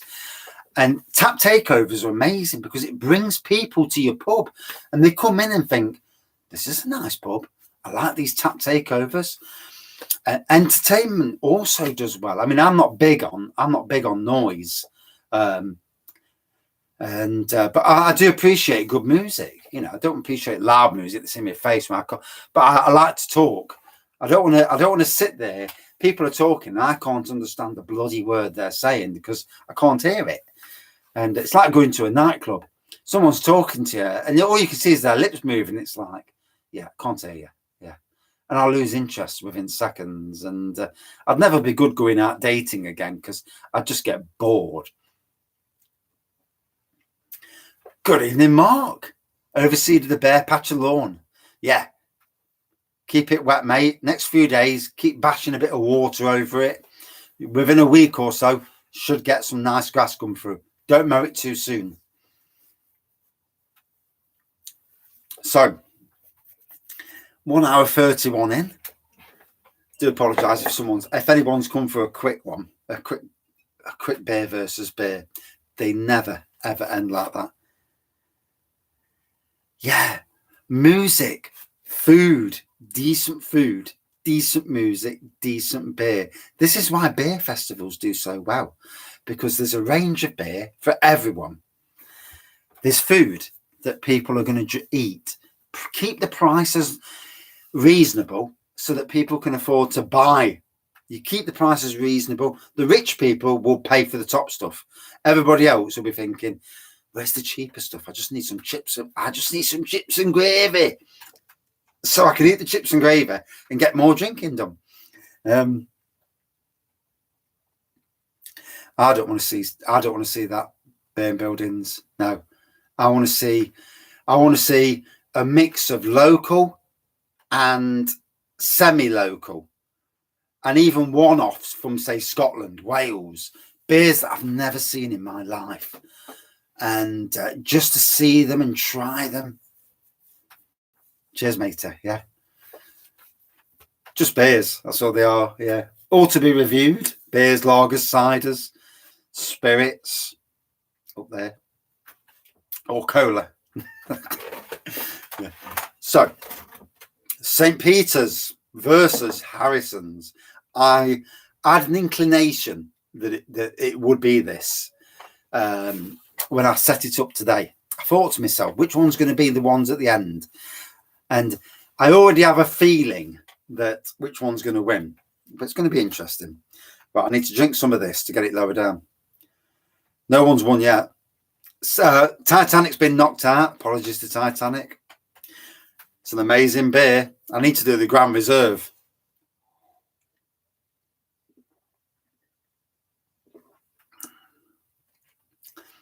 Still a lovely, earthy, plummy flavour on that. Right. I didn't want anybody to have a different glass, so I chose the same glass, albeit from different years, of the the Robin Hood Beer Festival, rather, or Beer and Cider Festival, for anybody who's from Nottingham who gets upset over such things. So, established in 1990.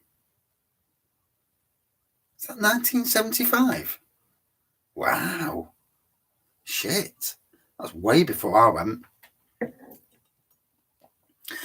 Yeah. If I'm drinking, I want chips and gravy. I'm not spoiled about the steak pie, but I do like a nice steak and kidney pie, to be fair. Oh, bless you. But if I'm drinking, I want chips and gravy. Chips and gravy, waff it down, and then that soaked up some of the beer, sobered me up a little bit, and then it's back on with whatever comes next. And you know, this thing of beer, a bit of water, yeah, only a bit, and food.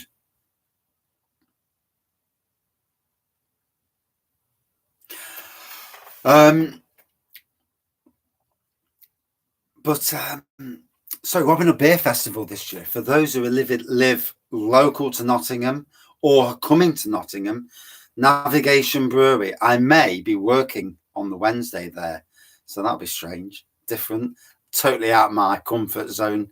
But I need to do it. I need to push myself because I sit in the background and I know I can do things and I know I'm good at doing things, but anxiety pushes me away, and I shouldn't let it win. But they are bringing out a beer, and I think it's a stout, and I think it's 24%. Yeah, it was literally going to be 27%. 27% stout. Jesus Christ. And so it's going to be 24%. It's looking like that at the moment, around about 23 to 24. So I've got to review it. Yeah. Craziest fucking beer festival beer ever. So apologies for the foul language. Yeah, I did try not to swear tonight, but yeah, it never happens that way. So here we go. Titanic. St. Peter's. Yeah, get there in the end. Harrison's. So on the looks, St. Peter's looks better. That looks more murkier, nose-wise.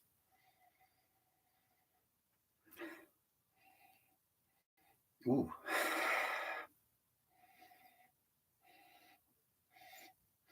St. Peter's still got the better nose on this. Still got the better nose. And that's after, what, literally an hour now. Hey, there's a bit left in the Titanic. 1 minute.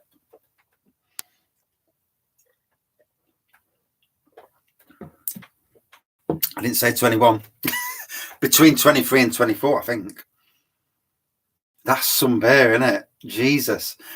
So Lorraine, last year, my wife's never been to a beer festival, and I paid for her and a mate to come in and see how they feel, because she feels a bit left out on them sort of things, you know. And I want her to appreciate beer like I do, and then she understands this childlike obsession when a new beer comes out. It's like, I've got to try it. I've got to try it. And I don't know, is everyone the same? You know, am I the only kid in the room? And it's like when new breweries bring beers out.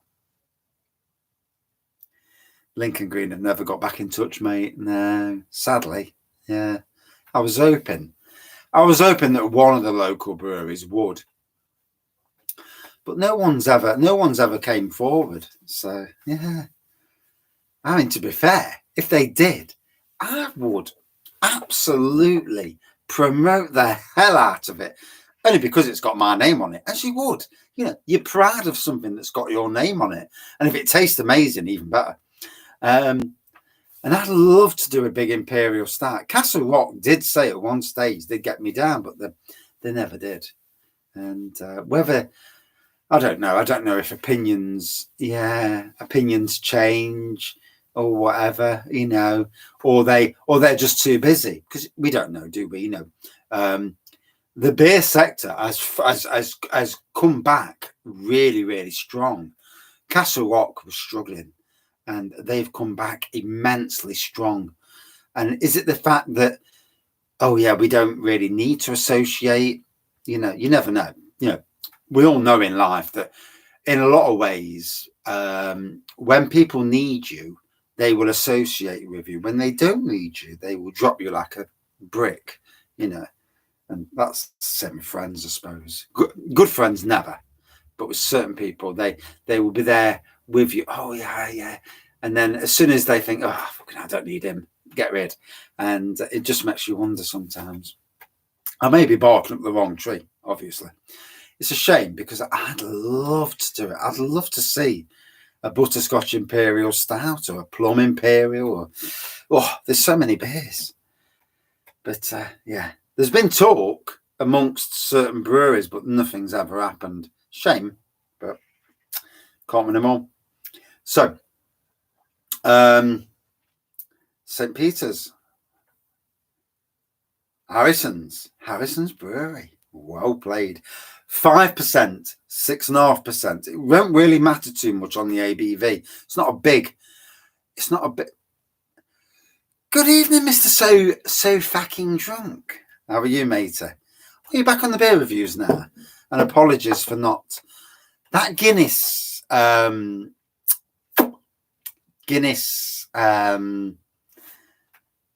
challenge. Is that still going ahead? Because if it is, I need to get it sorted. 23. I've got to try a 23% stout, haven't I? Yeah. End of the night, mind you.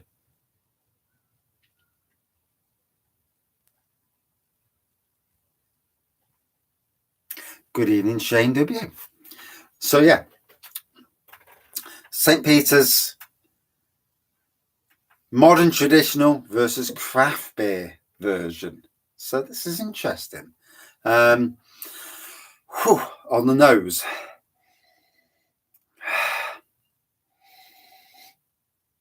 Oh, there's not a massive difference on the nose.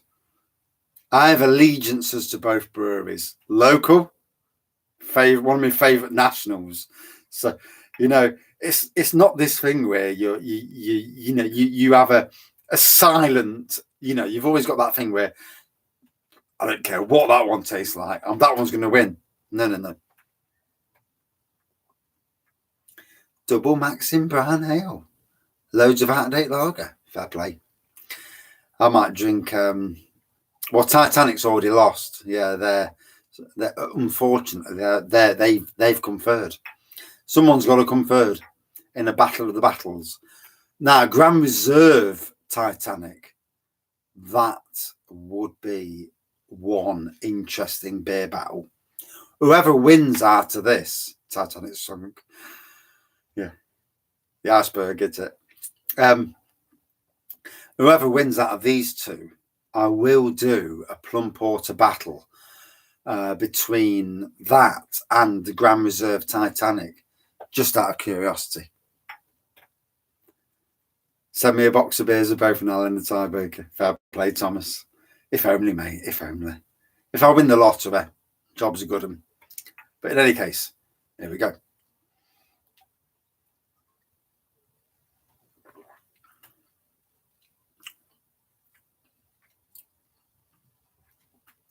Oh, good earthiness at the end. Plum, good earthiness. St. Peter's.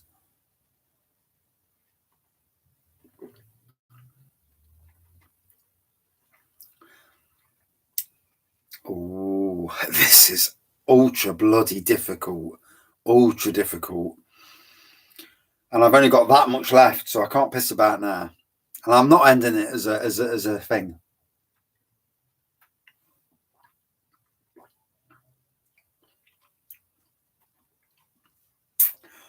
Ooh.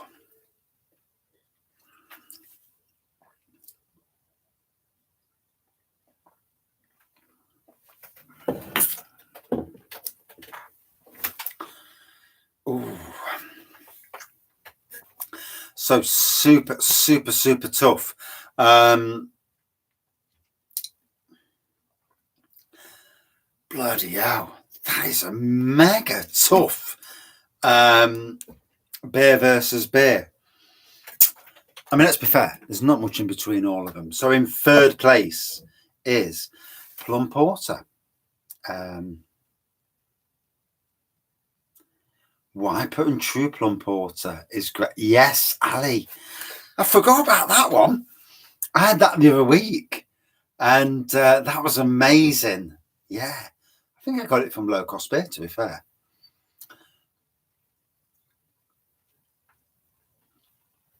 First one, man, your garden shed to clear it out. So that's in third place. In second place, ooh, hey, oh, there's still some more. Oh, God. Apologies.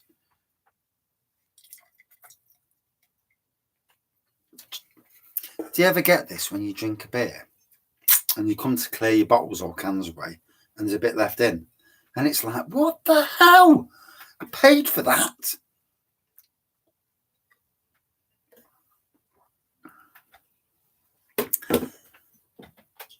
Oh, there's some left in the Titanic. Bless you. It's like having a bonus. It's look at that. I could have left that in the, you know, that's like 20 pence.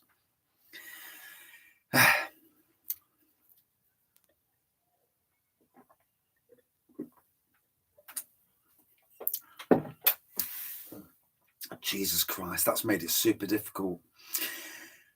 I had a winner, only by a smidget of a winner. And good evening, Darren. I'm going to crack open the ginger beer after this. I'm going to go for a quick wee, and we'll carry it on because, to be fair, the wife's out. It's 6:45. I'm just going to check on the dog, make sure he's okay, and we'll carry on because it's been a while. And so, oh dear, don't get me wrong. There's literally, and I do mean literally, nothing between these two beers. All three beers, the breweries are amazing. You know, there's nothing that you could. The difference is so minuscule that it's so difficult to pick between. St. Peter's is a product. Yeah, I do need a wee.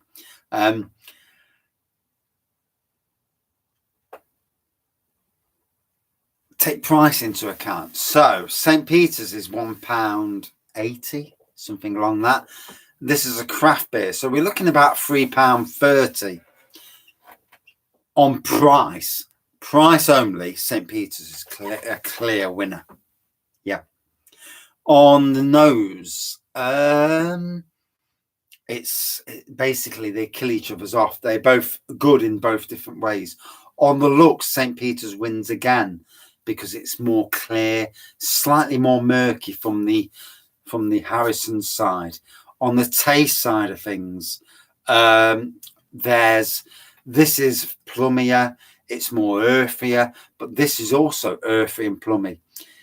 And gotta say, Benjamin's just said it for me.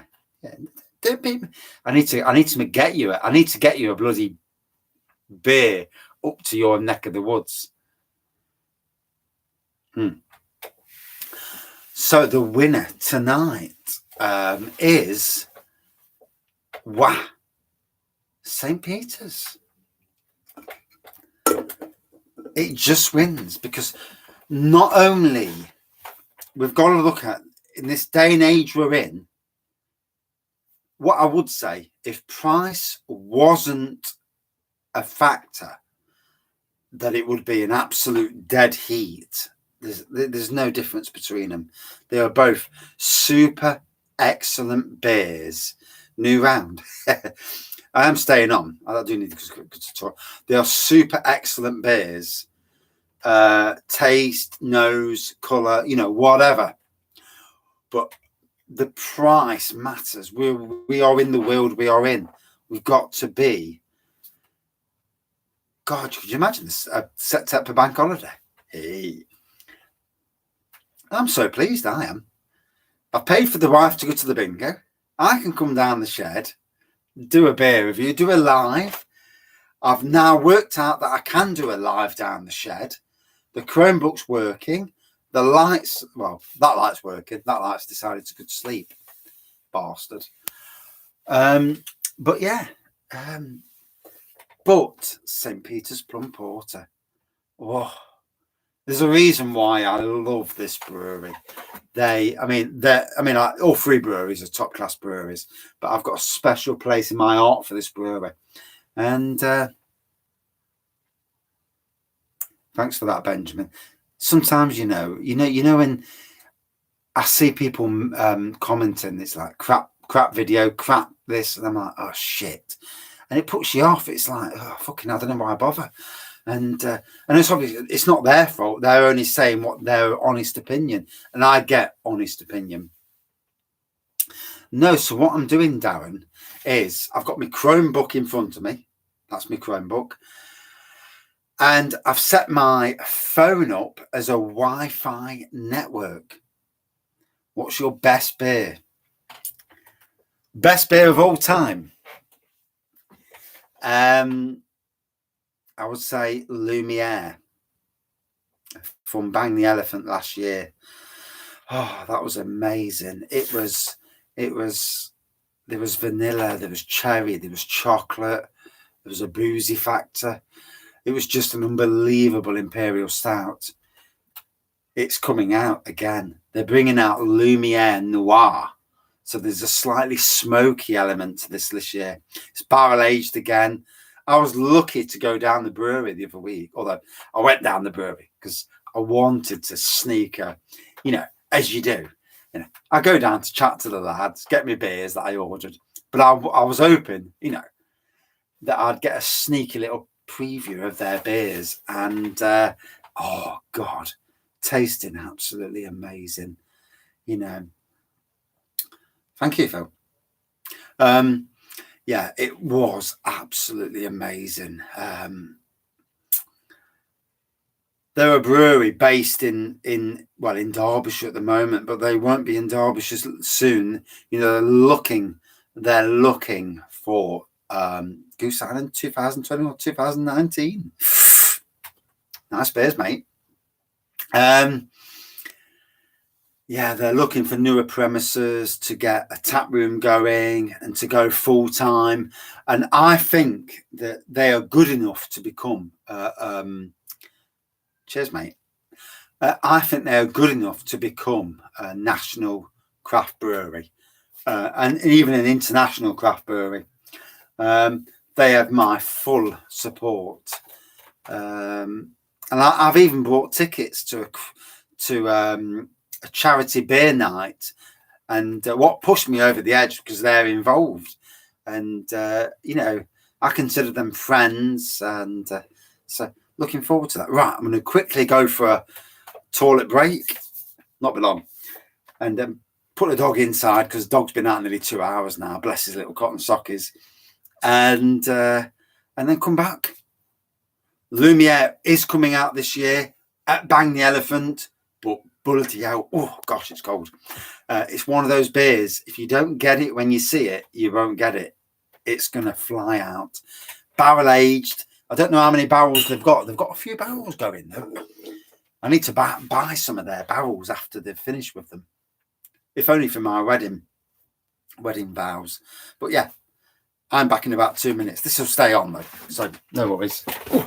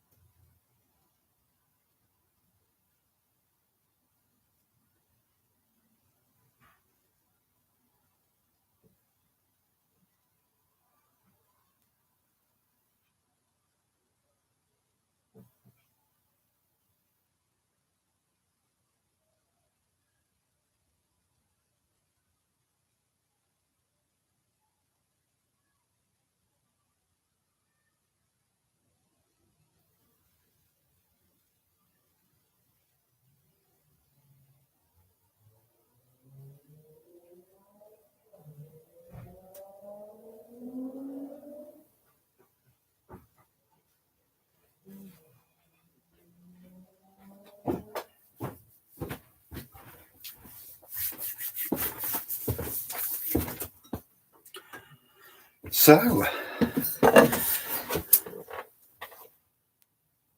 quick grab the beer. I'll keep looking at it.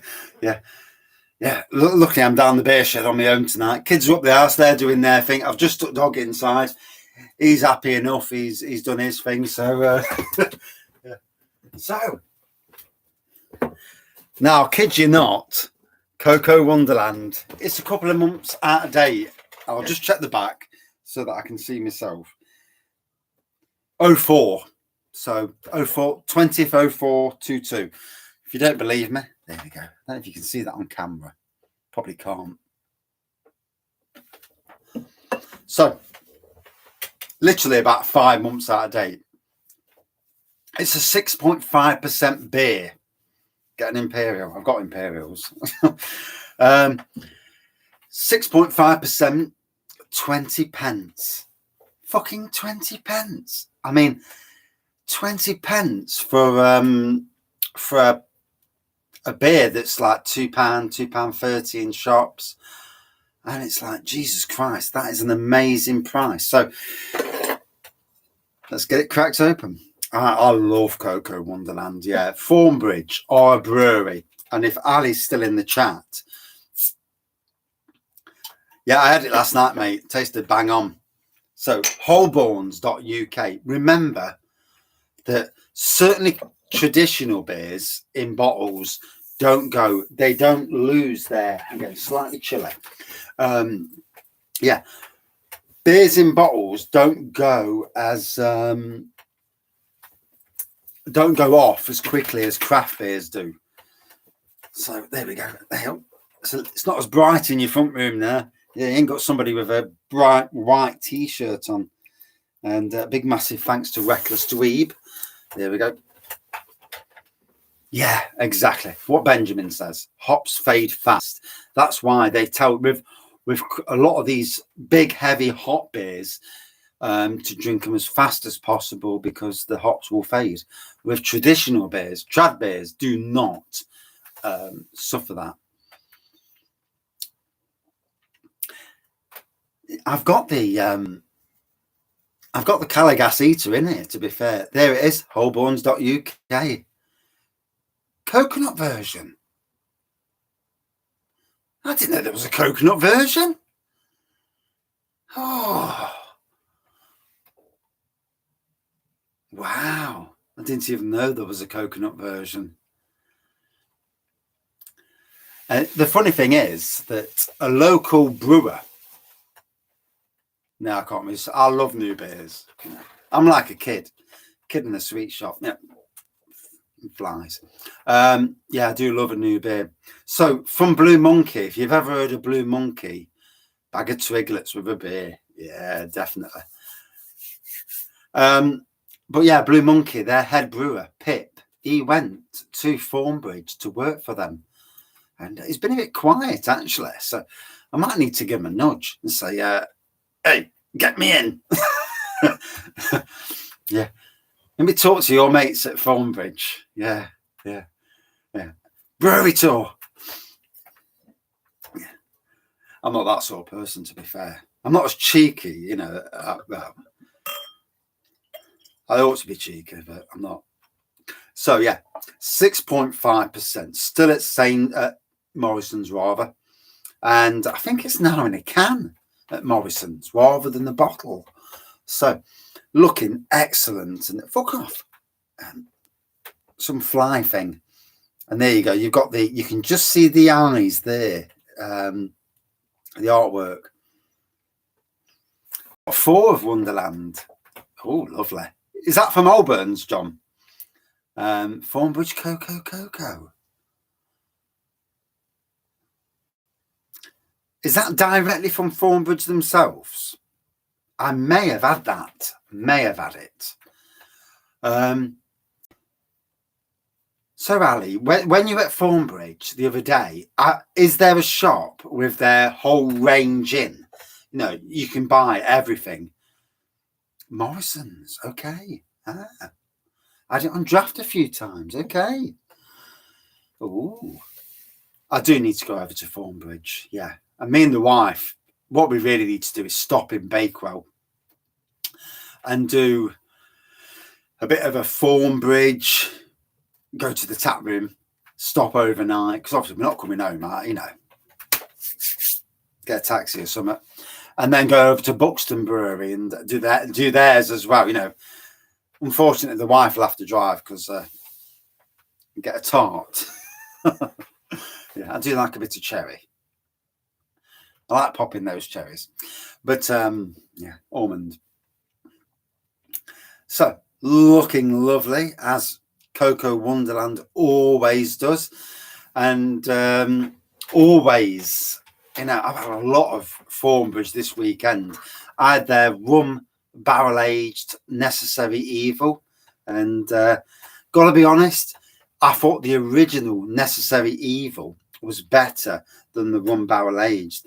I thought the rum from the rum barrel aged gave it too much candied sugar, and hence a lower review score than it would have normally got. I do want to try the other iterations of Necessary Evil because I do like Thornbridge. They've supported Robin Hood Beer Festival, Beer and Cider Festival for those people that moan, over the years, and they've been a staple supporter of that. And beer festivals need supporting by breweries because it brings people to the beer festival. Obviously, the world of beer festivals has changed, and breweries now that were modern traditional, initially Thornbridge were modern traditional, they are now a craft beer and modern traditional brewery, same as Castle Rock, Blue Monkey, Lincoln Green, and so on and so forth.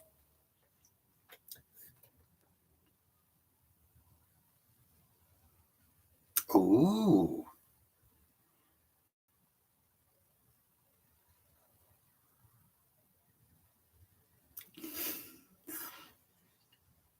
Sound like one of the Religion of Peace. Yeah, I can talk shit at times. Yeah, I can talk shit with the best of them.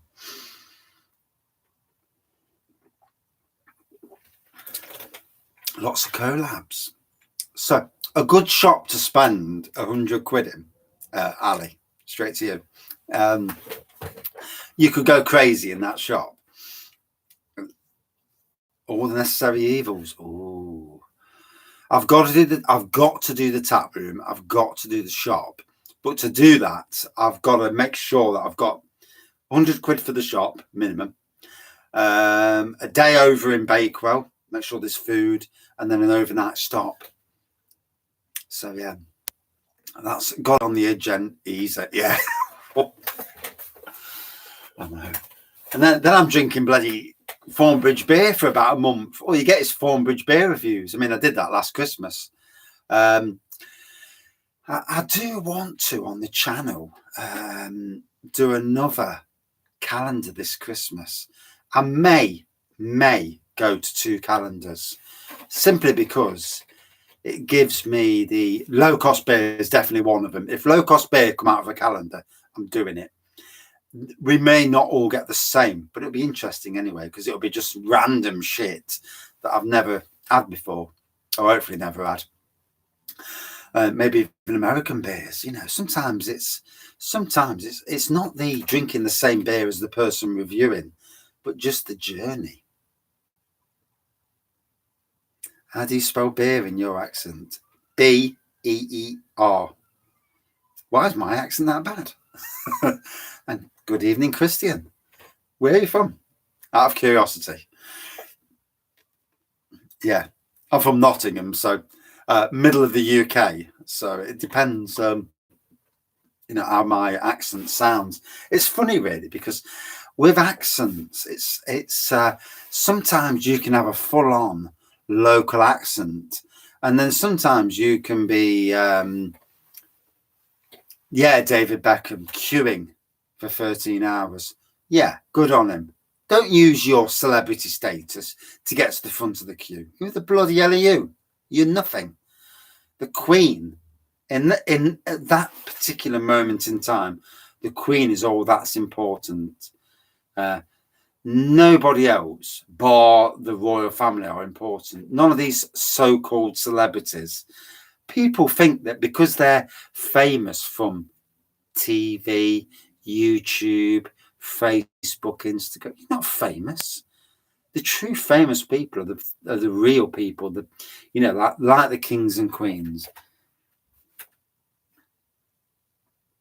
It's not a brewery tour anymore, but a tasting experience, which was brilliant. Ed was spinning after the 8% dipper. That's what I've entered the competition for. So where I went yesterday, there was a competition to win a tasting experience. So hopefully I'll win. Hopefully I'll get sent one for free. Yeah, miserable bastards. But we'll see how we go. Los Angeles. Oh, fair play, fair play. In Los Angeles, you know, in America, Biden, he's not looking good, is he? His age, whether you're a Biden supporter or even Biden or a Trump supporter, do you want Trump back? It's always interesting to hear from Americans what they want and what they don't want. Like the people on the street are the most important people, not the people in power. And it's always interesting to hear, what people, what the general perception is of their presidents. I mean, as for the UK, for Liz Truss, I'm not sure that she's the right person. But if she doesn't do things right, then we are getting a Labour government next year, for whatever that means. To a live advent calendar reviews and that, yeah, beer and buildings, yeah. I'm open to do that, yeah.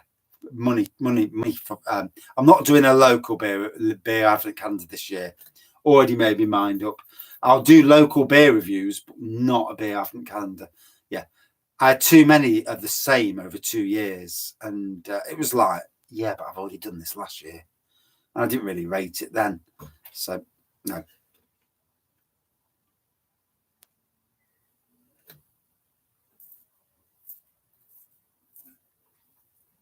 You've seen this Stout in Morrison's? Yeah, cracking beer. Cocoa Wonderland, if you've never tried it, yeah, from Thornbridge. Is it a stout or a porter? I remember myself. Chocolate porter, 6.8%. So yeah, certainly chocolate on the nose, and it's divine. Yeah, it's well worth trying. This is out of date, so it's probably lost a little bit of the chocolatiness. But like I say, traditional beers in a bottle, traditional. You don't tend to get that. Big hoppy double IPAs and triple IPAs, yeah, you'll lose on the taste. You'll lose some of the flavour. Not always, though. Depends who's brewed it. The variables in brewing is massive. There's no golden rules, with any of it really. I mean, I've got a beer down here that's 5.2%, and I'm leaving it there until October, literally a month away, and hopefully it's still all right. But I'm damn sure it'll taste nice. But whether it looks oxygenated or not, that'll be another thing.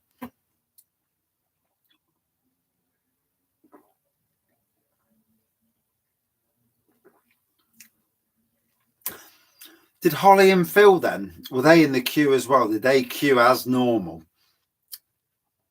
Can't be done with these celebrities who think they're something more than what they are. Too many people, they go famous and they think there's something special. And we're all humans at the end of the day, aren't we? Yeah. In the end of the day, they jumped it. No. Yeah. Then I've no respect for them, but I've certainly got respect for Beckham. Be a normal person.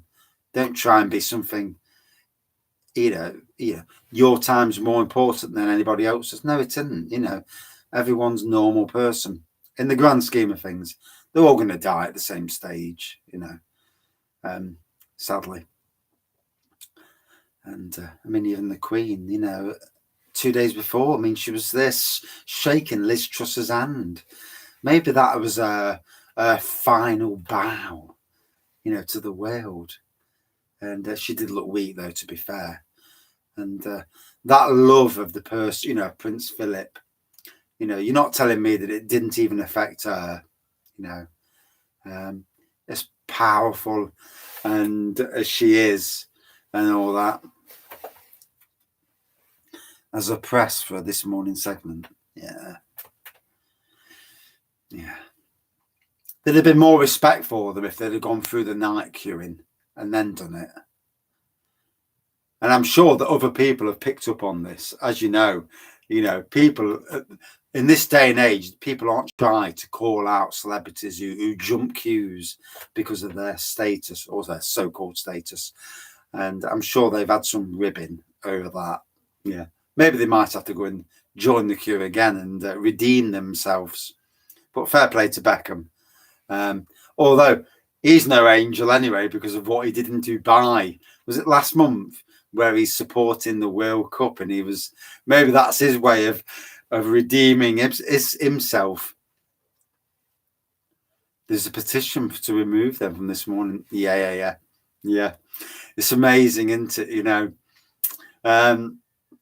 Same with Beckham. What he did there was good, but did he do that because of a feeling that, because of what happened in Dubai with this World Cup thing, where he's promoting it all, making a lot of money off it, obviously, and he's done this to make himself look a holy figure?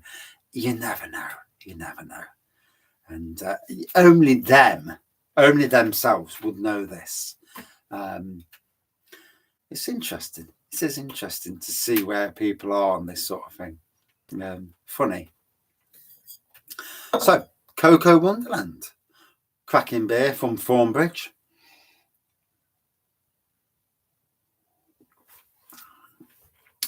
Yeah, the World Cup in winter. At least it'll give us something to watch in winter, albeit at stupid times of the bloody morning. Qatar, won't it? Yeah. I'll always be poor. Yeah. I get money in my hand, and it's gone quicker than I can say. I'll treat myself, treat the wife, and that's it. It's gone. Hopefully she'll win some good money on bingo tonight. Yeah, but she's going with her mum, and so it's a good night out for her. And yeah, both my sons are in the house, both playing the Switch. The dog's in the front room chilling out. Good evening, Mr. Cheshire Homebrew. How are you? And I'm on YouTubing. It's been a while since I've done a long YouTube. I can remember when I did the 6-hour YouTube for the birthday of the channel, and God, that was a long day. Like 5 or 6 hours down the shed. No, certainly no Richmond in the graveyard. Lots of people's graves with no names on. It's surprising how quickly people turn against you when there's money in play. We've got somebody in the family, distant relative, who's passed, and the funny thing is, there's people bickering over his money, and you think to yourself, how sad are you, to bicker over somebody else's money? And it's like, oh, you sad people. I mean, luckily, I've never been given anything in life, worked for everything, and I had a few gifts from the channel, but that's about it, really. And, but you're still promoting people's beers and stuff. So in some ways, the reciprocation is quite relevant and quite backwards. So in some ways, they do what they do, but you give back. And yeah, and I've certainly never, ever fought for money.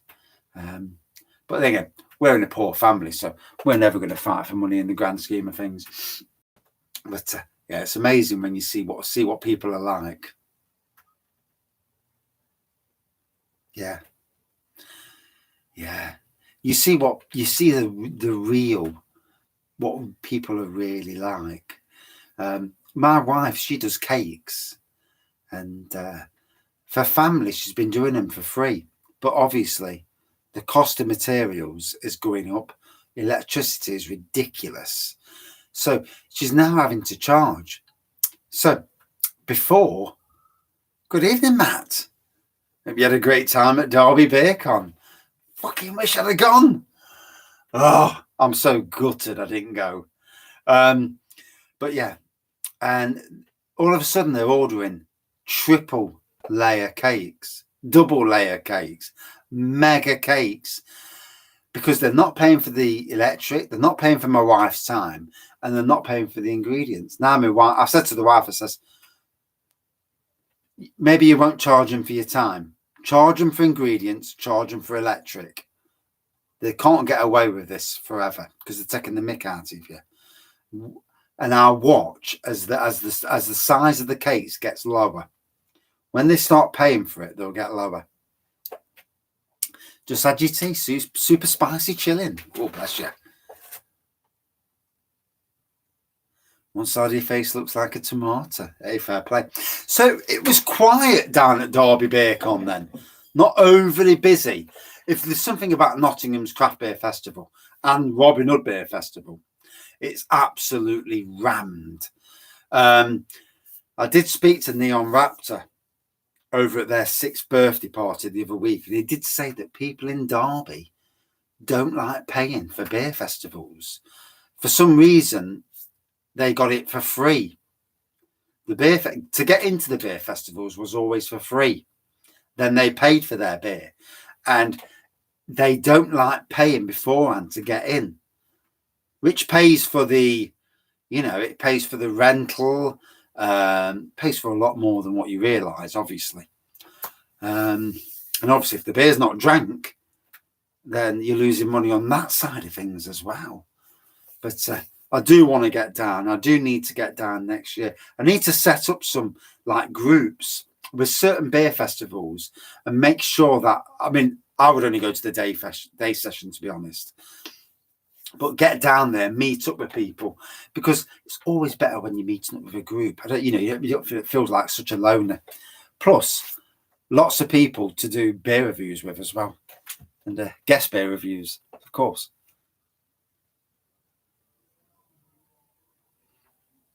Yeah, I heard this about the Derbyshire Beer Festival, the Great Derbyshire Beer Festival, that it was quite roomy, but Bang the Elephant still made good money, as did Alter Ego.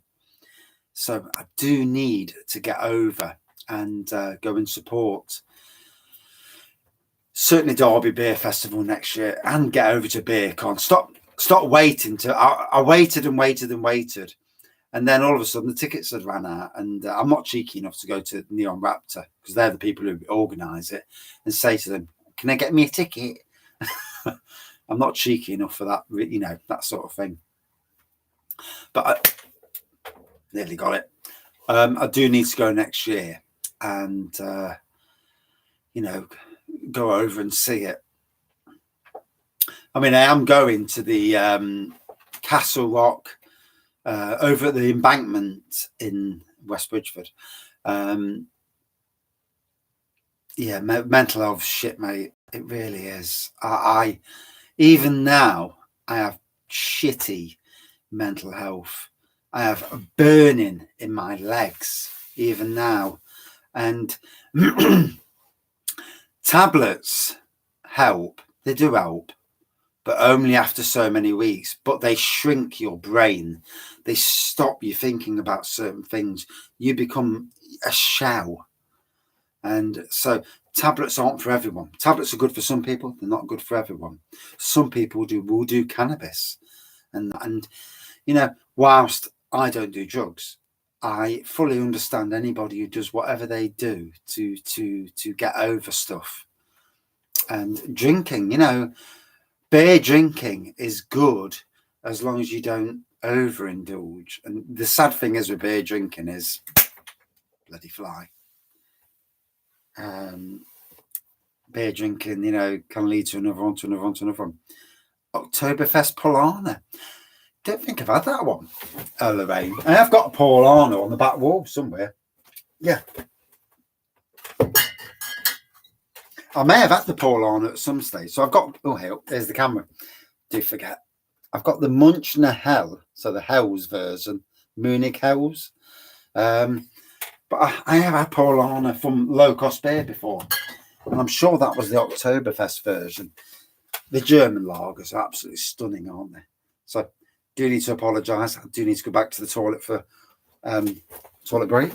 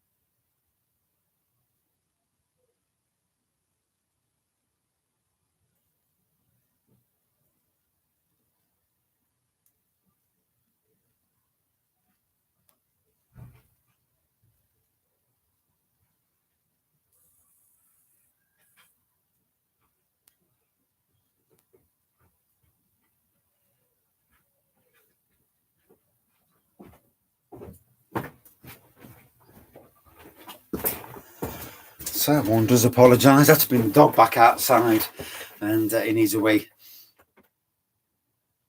Homebrewing definitely encourages over drinking. Yeah. When the beer's cheap, you know, you're there and you think, oh, and I'm guilty because I can do both homebrew. I have the ability to do spirits, and it just doesn't. Sometimes it's not great.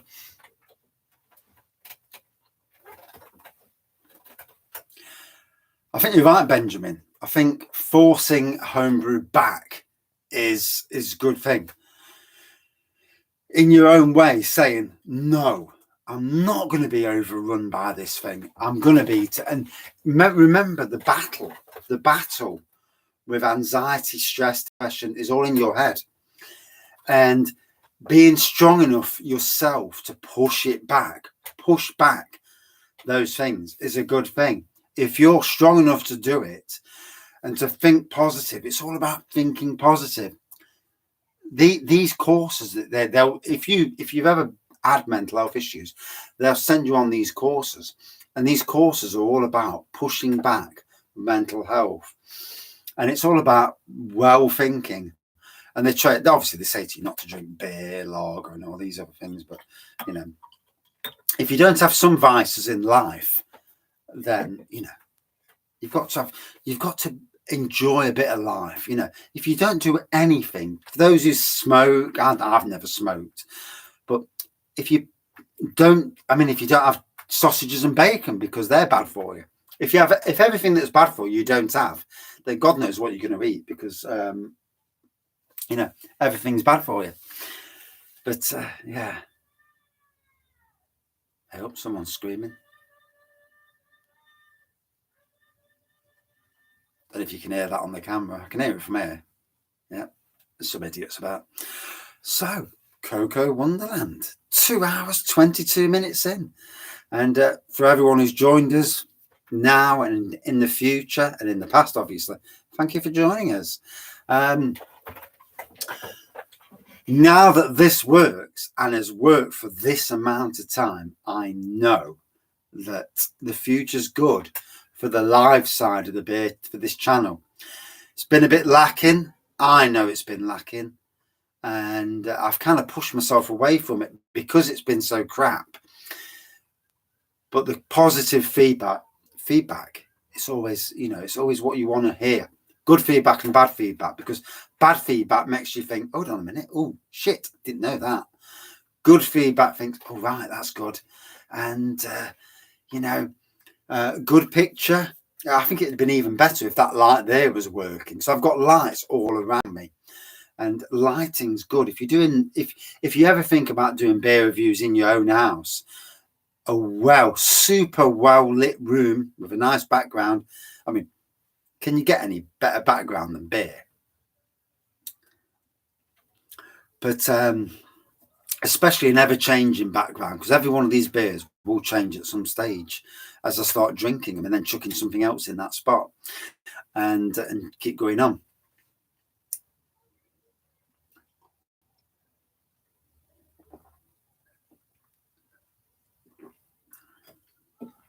So the month ahead, October the 6th, sorry, it get you very drunk. Yeah, there's so many styles. There's something for everybody on this back wall. Yeah, and the beer mats as well, they make it. The Wraggys tap room sign also makes it. I'm really proud of that aspect of the shed, really. So super exciting few weeks ahead for the channel. September the 30th, Blue Monkey Brewery. Blue Monkey Brewery, like a lot of breweries, awesome toasted coconut and cherry sour at 9%.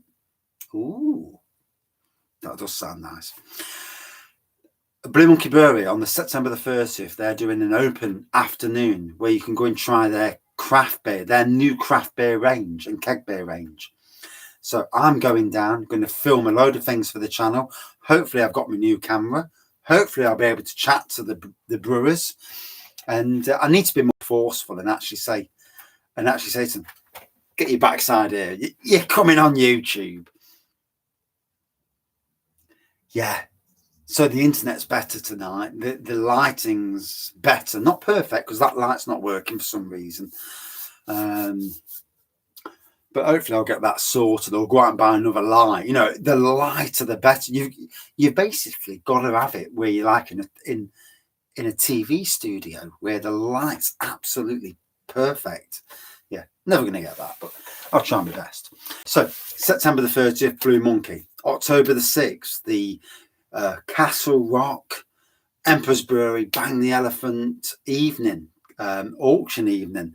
And I don't think I'm getting my money out because as a skint, I can only afford to go to the bloody event. But I paid 33 quid for the privilege, 3 quid fees to go on the internet and press a button.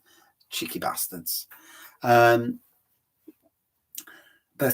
yeah, I'm going to that. And then the week after is the beer festival. So October the 15th on the Wednesday, going over to the beer festival to do the press, what they call the camera day, the press day, whatever they call it.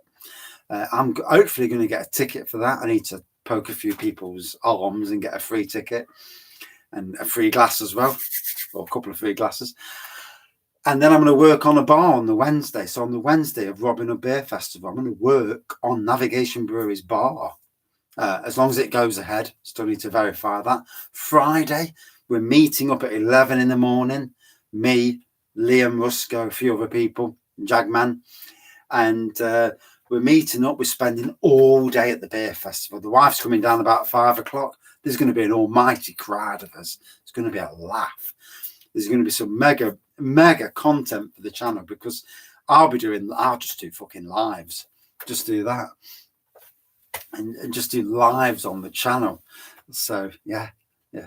I'll be steaming, mind you, but that's where you want chips and gravy. Yeah, get some food down you, as you do. So, dog's back outside. So I'll probably go to about 8 o'clock. 3 hours, I think, is long enough. Yeah, I can't do a Craig live when he goes for 7 hours. Then he's gone for about 3 hours, and he's a good man. Shame that he's not down here this year, mind you, but yeah.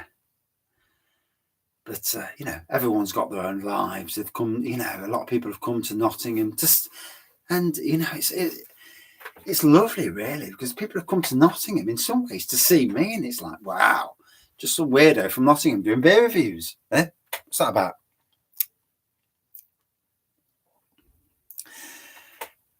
Maxim double brand Benjamin, you know, double Newcastle brand these days. And if anybody in the channel's watching now and in the future, Newcastle brand's a shadow. It's a disgrace of its former self. Maxim double brand, like you've said, and I'll reiterate what Real Ale Craft Beer said. This is what like Newcastle brand used to be.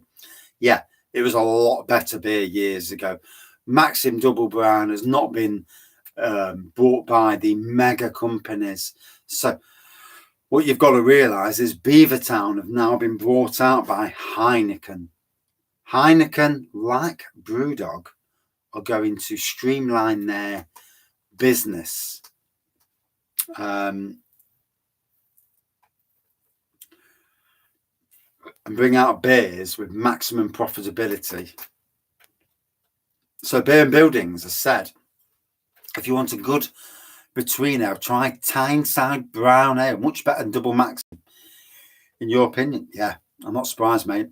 Well, last year at Robin Hood Beer Festival, there were some standout beers of the beer festival, and thankfully for me, it was nice to see the 3 standout beers, 3 or 4 of the standout beers. Urban Chicken out of Ilkeston in Derbyshire. Exactly. People aren't stupid. They'll have it once and they'll think, what the fuck? Woof. Urban Chicken bought out a brown ale. If you can get Urban Chicken ale in your part of the country, whatever he produces is stunning. I doubt you'll get it unless you live local to Nottingham, Derby or Leicester. But because he won't deliver that far. But his beers are absolutely amazing, and he puts his heart and soul into his beers. Great bloke.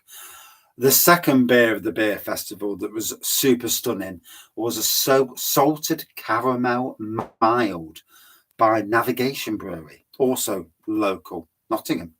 And again, I think it was some Elephant Gun was the name of the beer. And again, stunning beer, absolutely stunning mild.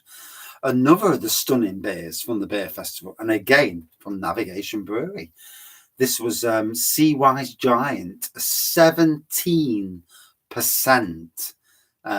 Imperial Stout. The wife took one sip and took the beer off me. She came over. She was half abbreviated at that time. I was already full abbreviated. And she says, well, that tastes nice. Yeah, you have that one. So she gave me the 11% and took the 17% off me. Sweet Nuki brand from Milko's is a great kit. Yeah, it is. It is a good kit. In Vino, Veratis, off topic, but I miss getting McEwen Scotch Ale here in the States.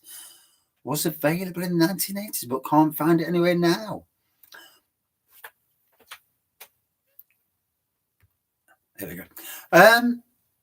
McEwen Scotch Ale. What was the ABV on that? Out of curiosity, and is it McEwen's Champion, or was it an ale with Scotch in? I mean, McEwen's is, if you know the UK breweries, is a Marston's brewery, and again, Marston's, like most of these mega breweries, they'll buy breweries, and they'll take the names out the breweries, i.e. the beer that made them famous, and then just close the breweries and brew it elsewhere. And then you don't get the beer that's the same because it's the water profile is not the same. It's not brewed in the same place. And the love of the beer, you know.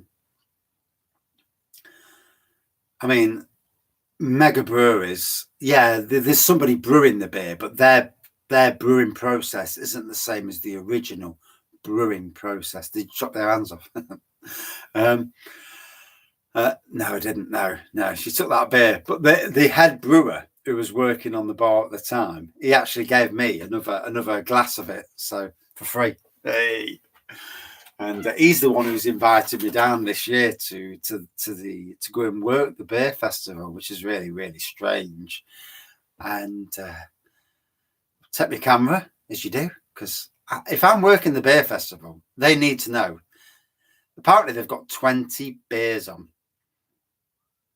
7.8% ABV.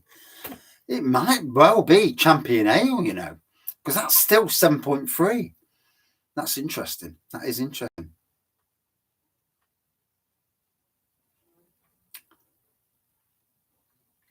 It's not the same as Champion, 8%. Ooh. So, yeah, Benjamin, Navigation, the head brewer messaged me. And he says to me, he says, bottle down. He says, how do you feel about working the beer festival? He says, I know you've suffered with, you know, anxiety and stuff. Cheers, just remember. And he says, how do you feel about it? And I'm like, oh, I mean, even thinking about it stokes the anxiety. But you know, talking about beer, I love talking about beer. Talking about beer to strangers wouldn't bother me at all because it's a universal language, isn't it? We all love talking about beer. And if we've got a love of the beer, I mean, if it's some idiot who says, I want the lager, well, fuck off. But yeah, selling the beers and that, it'd be interesting. Oh, nearly lost a glass there. Extremely unique flavour, intense grape licorice. Really nice. Wow. That's interesting. I might have to message McEwen's, and it was a good catch, wasn't it? Even after a few beers. I might have to message McEwen's and ask them about it on your behalf and see if it's something they'd rebrew, you know. I mean, if it was years ago, that sort of ABV these days is nothing out of the ordinary.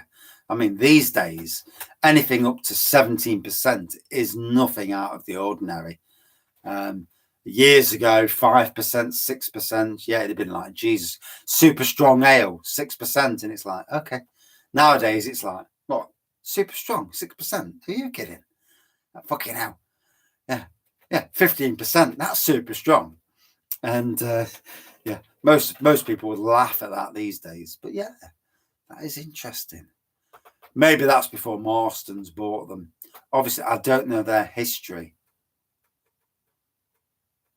You don't touch 17. Funnily enough, I mean, last night I reviewed a 75% vodka. No effect. No effect whatsoever. Luckily, it was only 20 mils, mind you. Yeah. But still, you'd think it'd have some effect. But no. Prince Andrew would touch 17. Yeah, and a bit lower. Yeah, oof, that's a kick in the bollocks there. Right. McEwen's is the most unique. Right. So this was in the days before, obviously, Marston's bought them.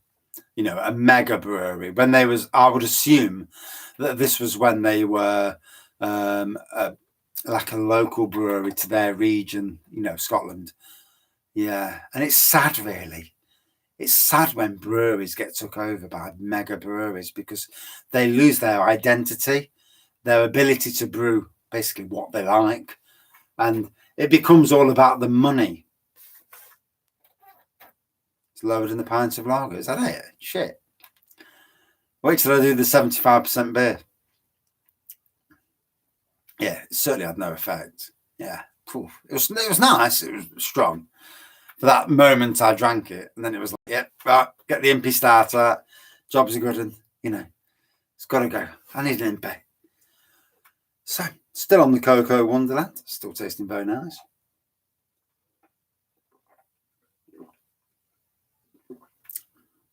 I've got 20 minutes. Need to knock off about 8 o'clock and get some food down me.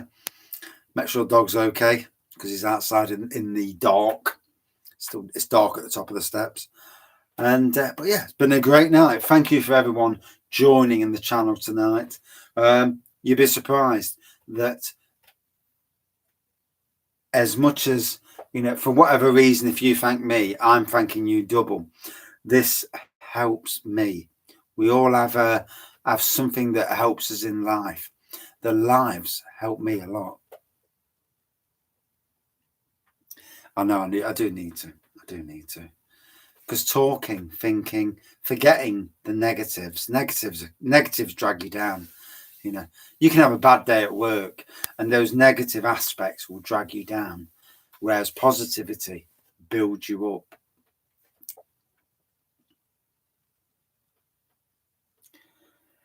Exactly, mate. You know, we have a bad experience with a beer and we're less likely to go back.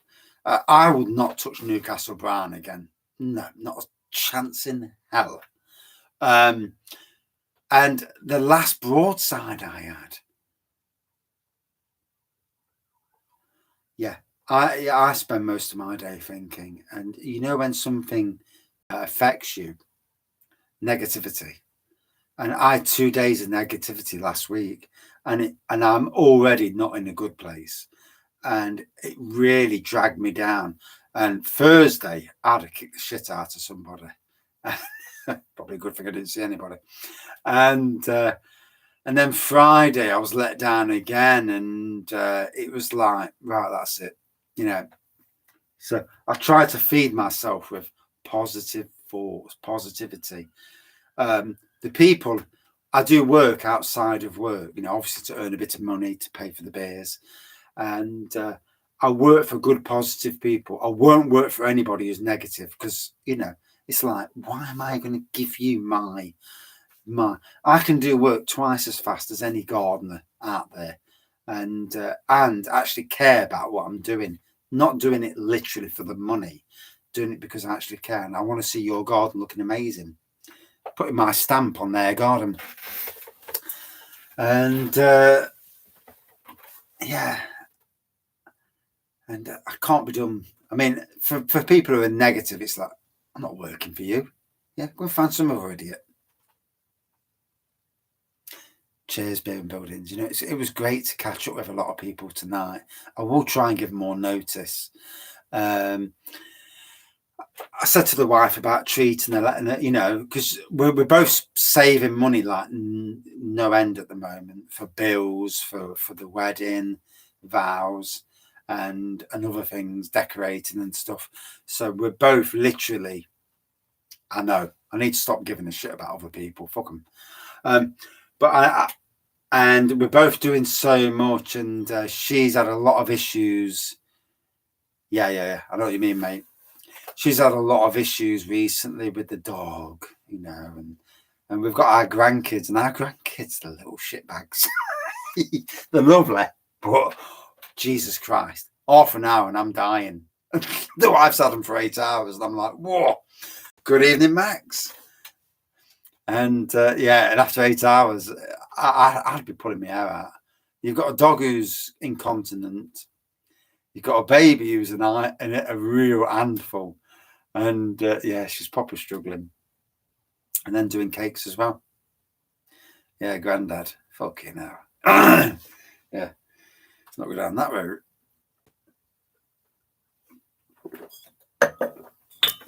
So, we've done the Plum Porter Challenge.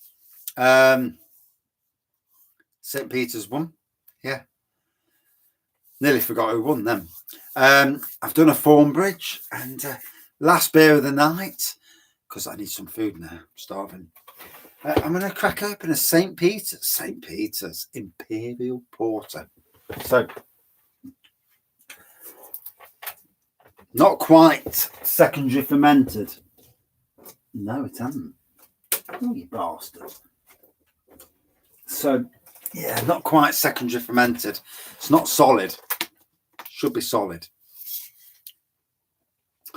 Cranbourne Poacher in the fridge. Oh. One of these days, I'll do a mega Plum Porter battle, but that would require breweries to send me the beer. Now, whether they would for free, because I'm not paying for it, but that's another thing. So probably not. So here's my Imperial Honey Porter, 9.5%. It has not properly secondary fermented. As you can see, there's no head. The bottle was not solid, but still. Yeah, I think if I remember rightly, Cranbourne won against St. Peter's and Titanic last time. Thornbridge, amazing brewery, Max. They are. And yeah, Cocoa Wonderland's a stunning beer. Absolutely stunning. So this is the Imperial St. Peter's Honey Porter. So it's the Honey Porter kit. Good evening. Yeah, so this is a homebrew beer kit, and it's the Cranbourne is Damson. Well, Damson is also Plum. Yeah, Damson is a type of plum. So daft in it. But yeah, so this was an original 4.5% honey porter beer kit, 2 kilograms of sugar, but also a boil of around about a kilo of ginger root, boiled, added to the brew at the start to make this. No, forget that. I didn't add ginger root to this. Fuck's sakes. That was the ginger beer kit. I just added 2 kilos of sugar to this. One does apologise. So no, not an all grain kit. Just a normal homebrew kit with 2 kilos of sugar added. Yeah. So apologies for that. Getting myself mixed up with a bloody ginger beer there. Yeah. Could tell I've had a beer. 3 hours of beer drinking. You know, you're bound to make mistakes. So, on the nose, I've actually added honey bourbon to this before. You've had 11 units tonight. I never count. No. So I've had 4 beers there, and then this. And this is probably about 3 or 4 units on its own.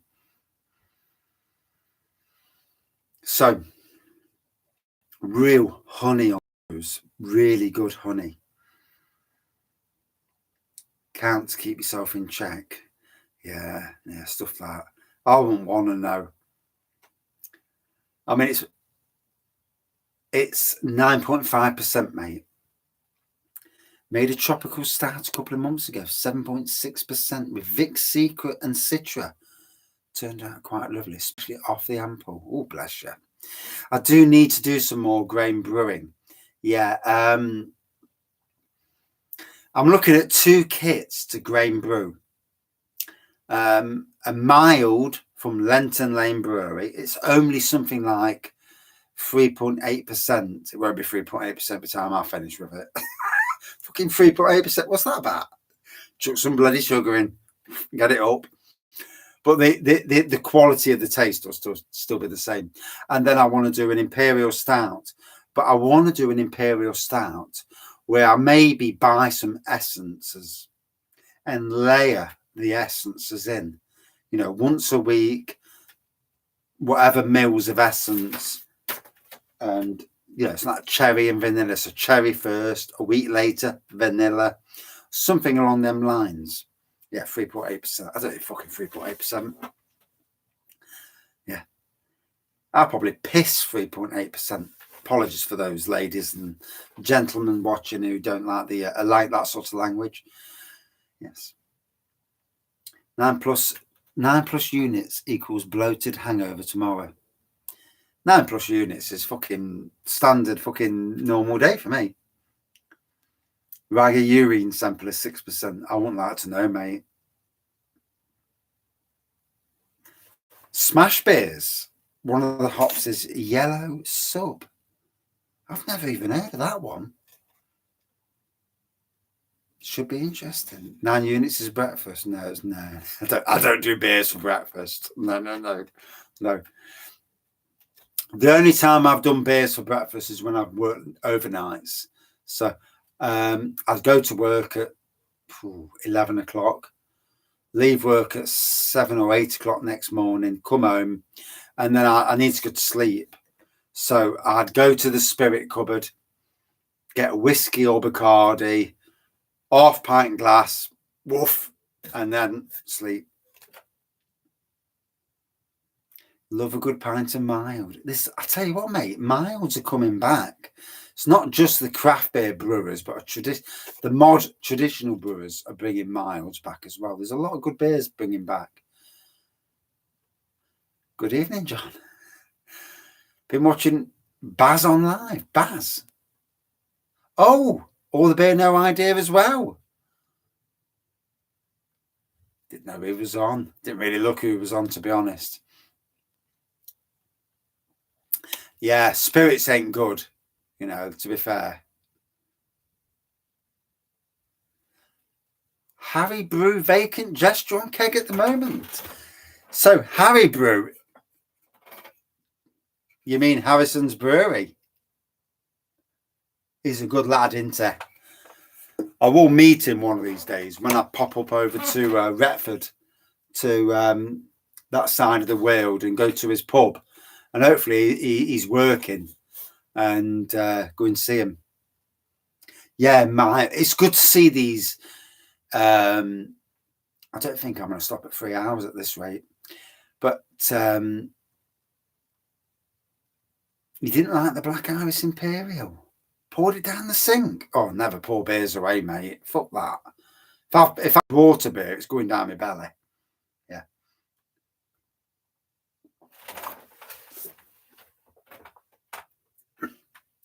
Vacant gesture on the back wall. Hey. I thought I'd seen that name somewhere. I didn't realise it was behind my head, mind you, but there you go.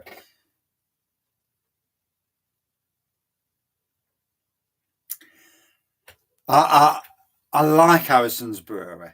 It's dead funny because you go onto his brewery and you can download the recipes, and you can pay £3 for the recipes, which is fair play. You know, it's a recipe, it's a proven beer, or you can get it for free by posting Titos, and that's fucking hilarious. That is, because I think the code is Titos, and that's just absolutely hilarious.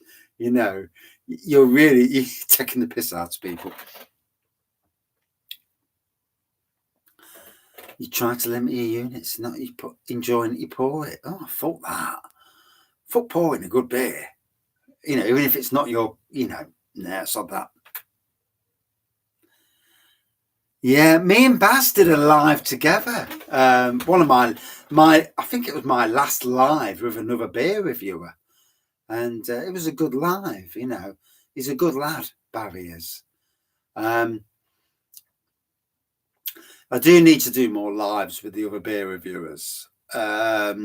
Certainly Bowman, because I've got a lot of his from his beers from his part of the country behind me, but other beer reviewers as well. And I need to get it sorted. Once I get back into it and the wife doesn't mind so much, I'll do more lives with. He supports Blades. Fucking hell, I don't know what's going on for Forest lately. What were our owners thinking buying 22 players? You've decimated the squad. You just killed the bloody squad. Ali, yeah, never could pour beer unless it's off. Sacrilege, exactly. Yeah, I just neck it, and then I didn't pour. No, I didn't pour twice as shite, and it was fucking wrenching my stomach. It was. Whoa. Blue Nose and Mersey Bear's been out on the piss since Thursday. Oof. Opzine out too. Opzine can drink some beers. His lady is a lovely person. Queen of Barley Wine. They are both lovely people. In fact, Adam and Harry are as well. You know, they're all lovely people. You meet them face to face. And Clueless. I've never met Peter, so you know that it's another thing. And James, I've never met James. I've never met Dean or Scott. Fucking flies. I need to spray some fly spray. I've done a shed, and they've all come in the shed. These shitty, horrible fruit fly things.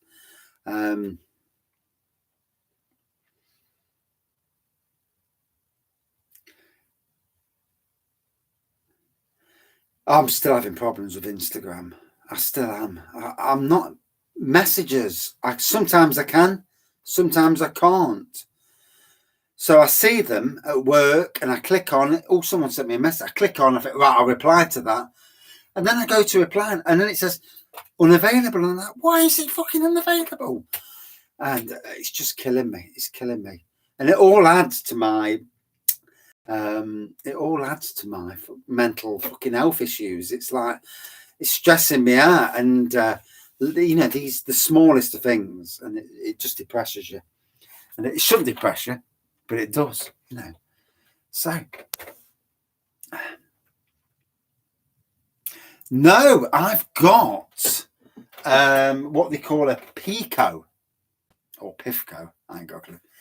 And it's basically a plug-in. It's basically a plastic fermentation bucket, you know, with an eating element and digital readout that tells you what you get into, and you plug it in.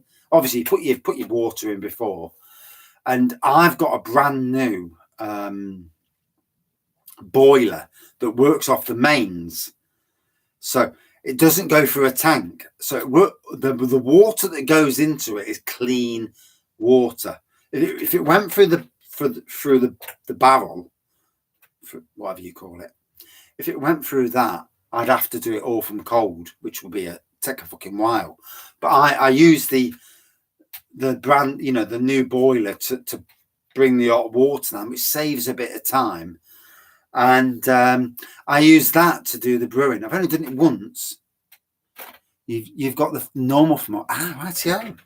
I bought the digital because it was a bit more expensive, but I thought that'll be better. hopefully. And I've only done one brew. The brew is here. So in this light, it looks shit. It looks shit in this light. But in daylight, that's the last 2 litres, by the way. And I'm not pouring it till October. So, and it's solid. Absolutely solid. 5.2% Citra Pale Ale. 4 lots of Citra hops. They absolutely drank the beer. Aaron, cheers, matey. How are you? And but it's been tasting absolutely amazing. March of the Penguins is pretty. I do like March of the Penguins, to be fair. 80-year-old used to brew wine. Can still say 80 years old. Wow. Yeah. Yeah. When it pours, it's like a bright, vibrant, cloudy yellow color, but it tastes absolutely amazing. And it was nice that I got it right on the first brew. You're never going to get every brew right. We know that, home brewers know that there's always a chance something's going to go wrong. That fly's dead in a minute. So next brew, a mild homebrew swap. Yeah. I want to get through this winter, get through this bullshit fucking cost of living crisis. And I'm not going to brew much during the winter because, to be fair, the heating comes first. Slough wine. What's that then?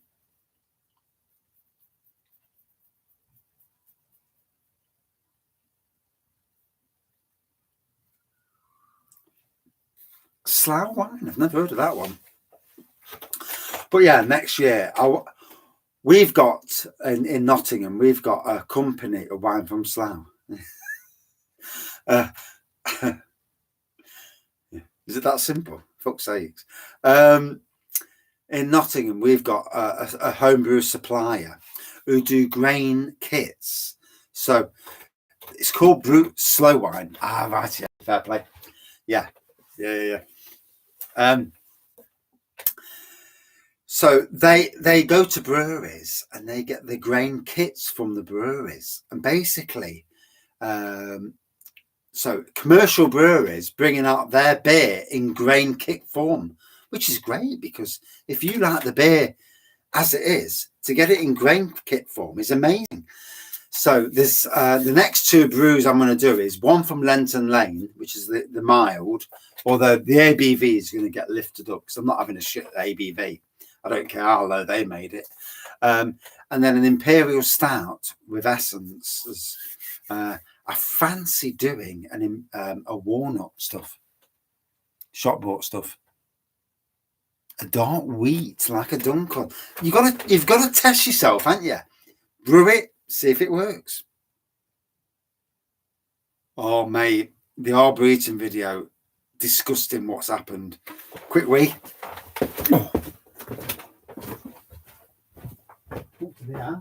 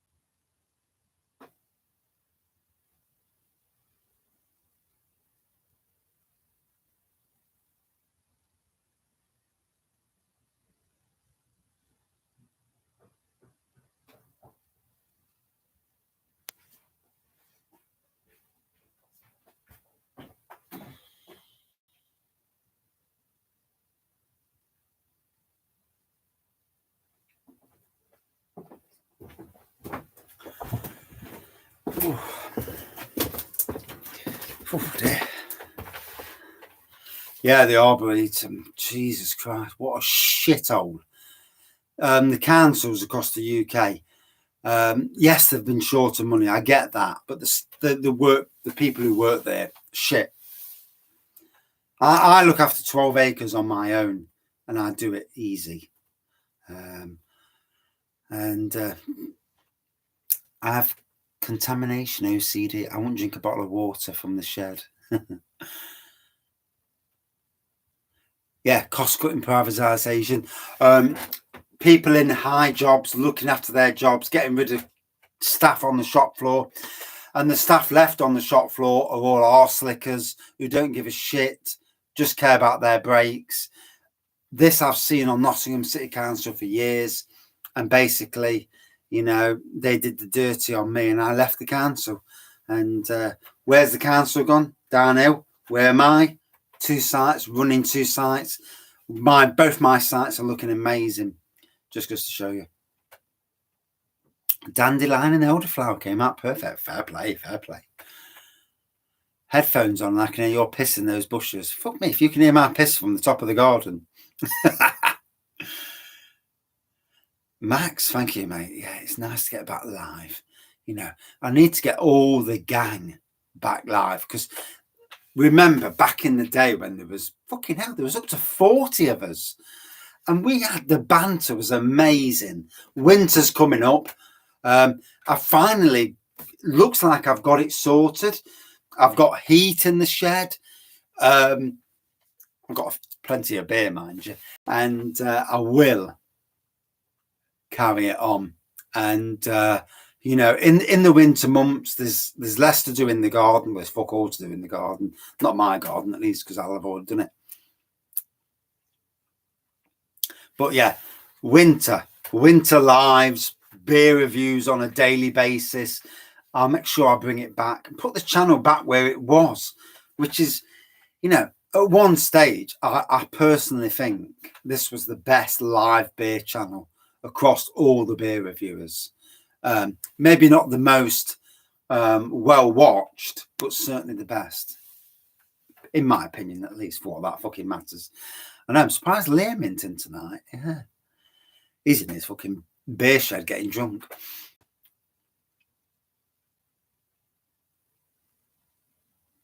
No quality. Yeah. I'll never beat those who've got the mainstream watching them. You know, certainly not for numbers, but you know, for care of content. Certainly, I think so at least. And these flies are pissing me off tonight.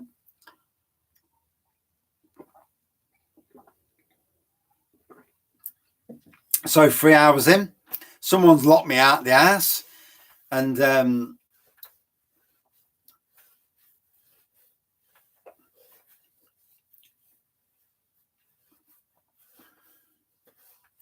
yeah, I don't like to ignore comments because people have made the time to say the comments. Sometimes people are chatting, so you ignore that side of things, chatting between themselves, which that's what YouTube's great for. It's that chatting. You understand that? Would I like a bottle of slow wine? Fair play. Yeah. And I don't do arse liquors either. Yeah. I see it on certain channels where all of a sudden they're paying 300 quid. And it's like, 300 quid? Why would you do that? And how much money have you got to spare? I know, Slurpee in Spain. Lucky bugger. Slurpee's a laugh, though. He's a proper laugh. I'd love to meet up with Slurpee one day. I mean, I met up with Dave, and Dave's absolutely a star. I'd love him to come to Nottingham again. We had such a laugh. I wouldn't give you a 20 pence beer. And one day we'll all meet up. One day. And good evening, Mr. Slurpee. And yeah. 3 hours, 5 minutes in tonight. So quite a long Wraggys live, to be fair. And yeah. I'll stop until I drink this beer, which will be about 10 minutes or so. And then I need to go in the house and get some fucking some food down because I was starving. I've got some sausage in the freezer that needs eating. Yeah, I do like a nice sausage, as you do. You know, these things happen. So yeah, talking about the when the lives were every day, and you know, the community back then, and the community was amazing. And over the winter months, obviously you don't go out more, you go out less rather, and there's more chance to come down the beer room. Been painting all day. Oh, fair play. And I've got a lot of painting soon, but we're waiting for the dog to, you know, to go away from us, and then we're going to give the house a full-on revamp, but it's not worth it at the moment. Yeah, every day. Yeah, sometimes 3 and 4 beer reviews in one day. Fucking hell. I remember, because you know, you see your stats on YouTube, and the stats were ridiculous. It was off the charts at some stage. I must have got some beer reviewers worried about how popular the beer channel was getting, because it was extremely popular. It fell down a long way since then. But obviously, since COVID, it really did fall down. What was that? Yes or no? I must have missed a comment. Do apologise. Fucking talking and not watching the comments. Oh, message retracted. So,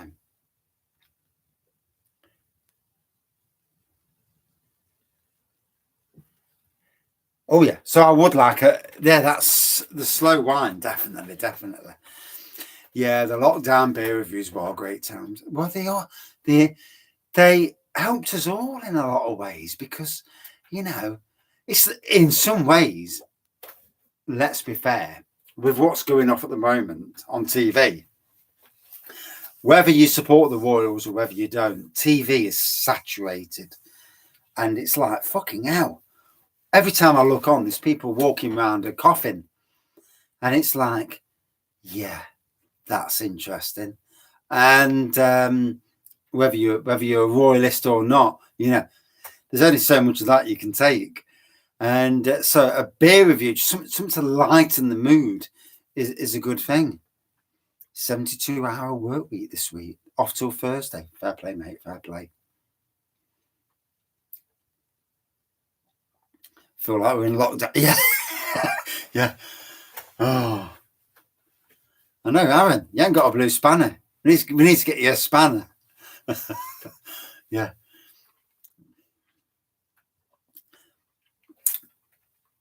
Yeah, I'm hoping for the beer festival that Dave can come up, Mr. Fell, Mr. Goathead, and yeah. Here you are. Oh, fuck me. Oh, people keep commenting. It's moving the fucking comments up. You now have a spanner. Yeah. Spanner means you're not a troll. Yeah. So, yeah, it's been a cracking night. It's been nice to get back on the lives again. I'm not overly pissed. Some fuckers locked me out of the house, mind you. Dog's gone in, and they've locked me out. So I had to have a piss round the fucking corner. So not the greatest of ends. So when I go up, I'll be ringing my son's phone and say, "Get the fucking door unlocked."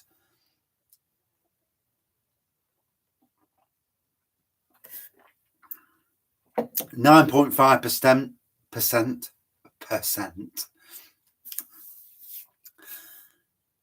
There's no way you heard my weeing from 30 yards away. No way. I must have a big lad on me. Anyway, there's no women watching, so thank God. Not 3 hours in. They've all gone to sleep now. But yeah, off-grid camping. Fucking hell. Talking about camping. My my mother-in-law, she went camping, and she snores. She's got this thing about, oh, fucking hell, listen. Sorry. So, yeah, she was snoring. She's got an issue with her nose, so she snores. And somebody in the tent so many yards away says, "If you don't shut that fucking snoring, I'm going to strangle you." And God, I mean, I don't know how bad the snoring was because we weren't there. My son and daughter were there because they were with their gran and granddad on the camping. But for it to upset somebody literally 30 yards away, it must have been bad snoring. So,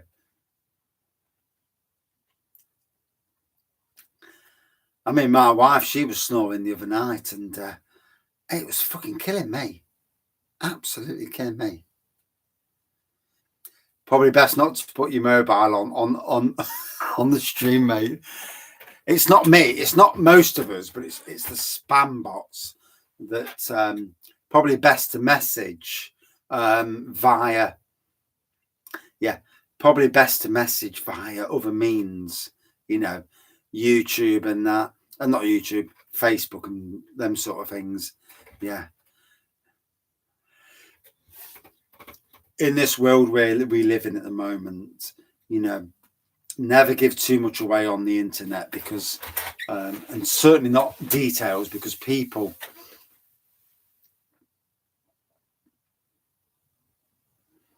Yeah. Carry on camping. Yeah.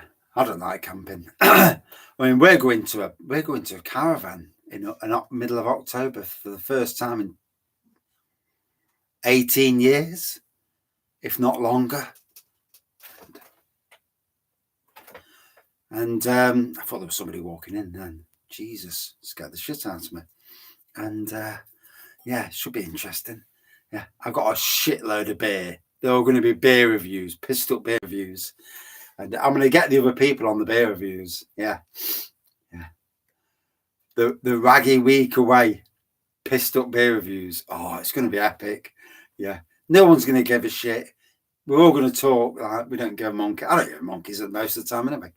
And you just got to be careful what you say. You know, you can't be slagging off work. Then you got to go to work a few days later and they say, "What did you say about us?" And it's like, I ain't got a clue what you said. What are you on about? I ain't said a thing.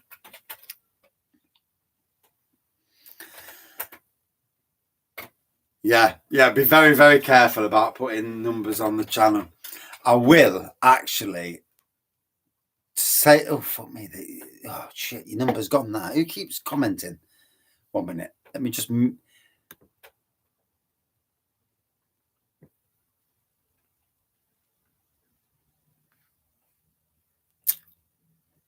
Can't fucking hide that. I can't seem to delete the message. No, it's not letting me delete the message. Oh, remove. There we go. So, oh, wrong message. Do apologise, righty. I clicked on the wrong frigging message. Why has that message not been? Oh, you absolute swine.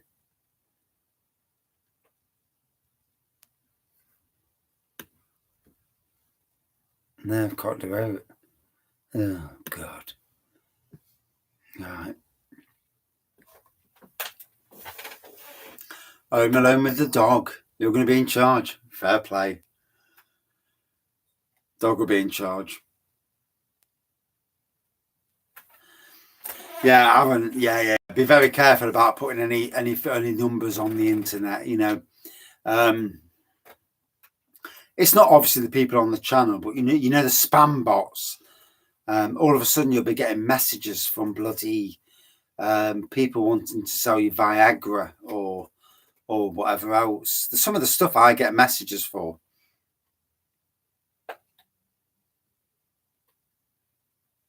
Yeah, Aaron, delete that message. If you can, go back and retract. Yeah. And just fly. Just go up, send it via Facebook or Instagram. That's a better way. Yeah. You know, I'm all for looking after the people who come on the channel because you never know. There are a lot of scroats and mainly from Asia, to be fair, but there you go. Viagra, I'm up for that. Not when it costs you 70 quid a fucking tablet. Yeah. I used to work with somebody who came into a room full of blokes and says, I've just bought some Viagra. And it's like, what the fuck? Why would you even say it? You know, I'm having a good night tonight. And it's like, we really don't want to hear this, you know? Yeah, there's some things in life that I don't want to hear. Yep. But he was a nice bloke, to be fair. We'll give you a hard time. Yeah. So 3 hours, 16 minutes. This has been one of the longest. What did start out as a beer battle, it's turned into a holy mess of just drinking beer and chatting. Do apologise. I'm going to, as soon as I can get in the fucking house, because somebody's locked me out, I'm going to go in the house and get no work tomorrow. So go in the house, watch some Avengers. Oh yeah, might watch Endgame again, as you do. Yeah, proper life starts off structured with a plan. Yeah. Then it ends in a mess. Yeah, it descends into chaos. Yeah. That fucking flies.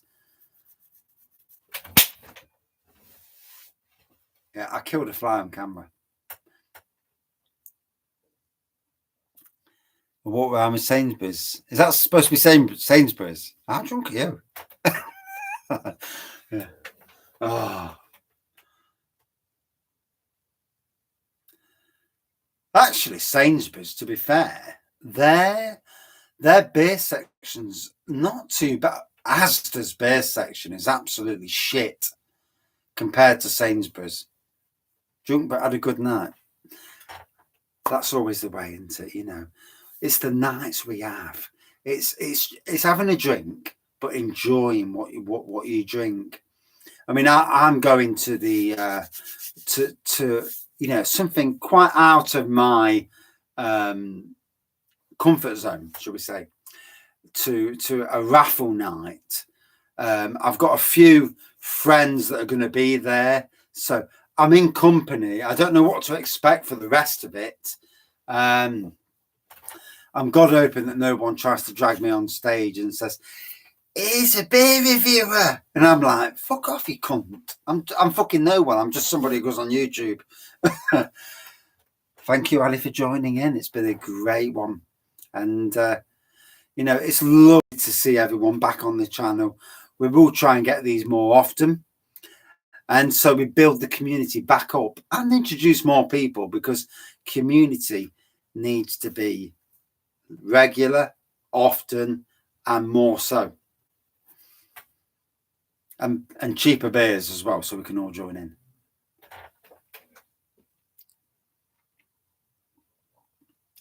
Biggest nightclub in Nottingham in the 90s. Oh. Ritz's, Palais, if that's what it was. Ritz's or Palais back in the 90s. Yeah, I'm sure it was. Or Beaton Bogs. Yeah, you don't want to go down there. Yeah. You'll get a bit more than you bargained for.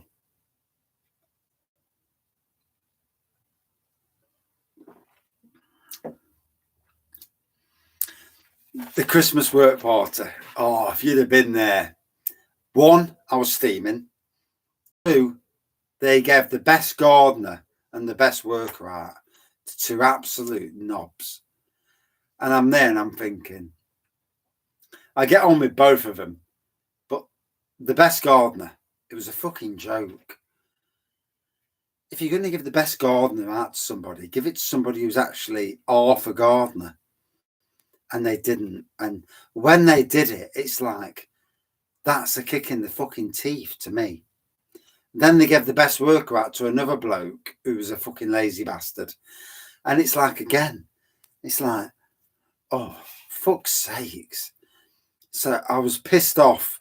And then the worst person to do the bingo calling was the one who was a bitch. So I was fucking giving it out no end. Best Brand Ozer award. Yeah, there was a lot of that going off. Yeah. I don't do brown nosing. Yep. I'm far too opinionated, and I don't care. Yeah. Oh, yeah. Yeah. They ought to have a whose cock has gone up the someone's arse the most this year award. Oh yeah, it's in there. Yay! Everyone would clap like hell to that because they fucking all know it's that person who did it. Yeah.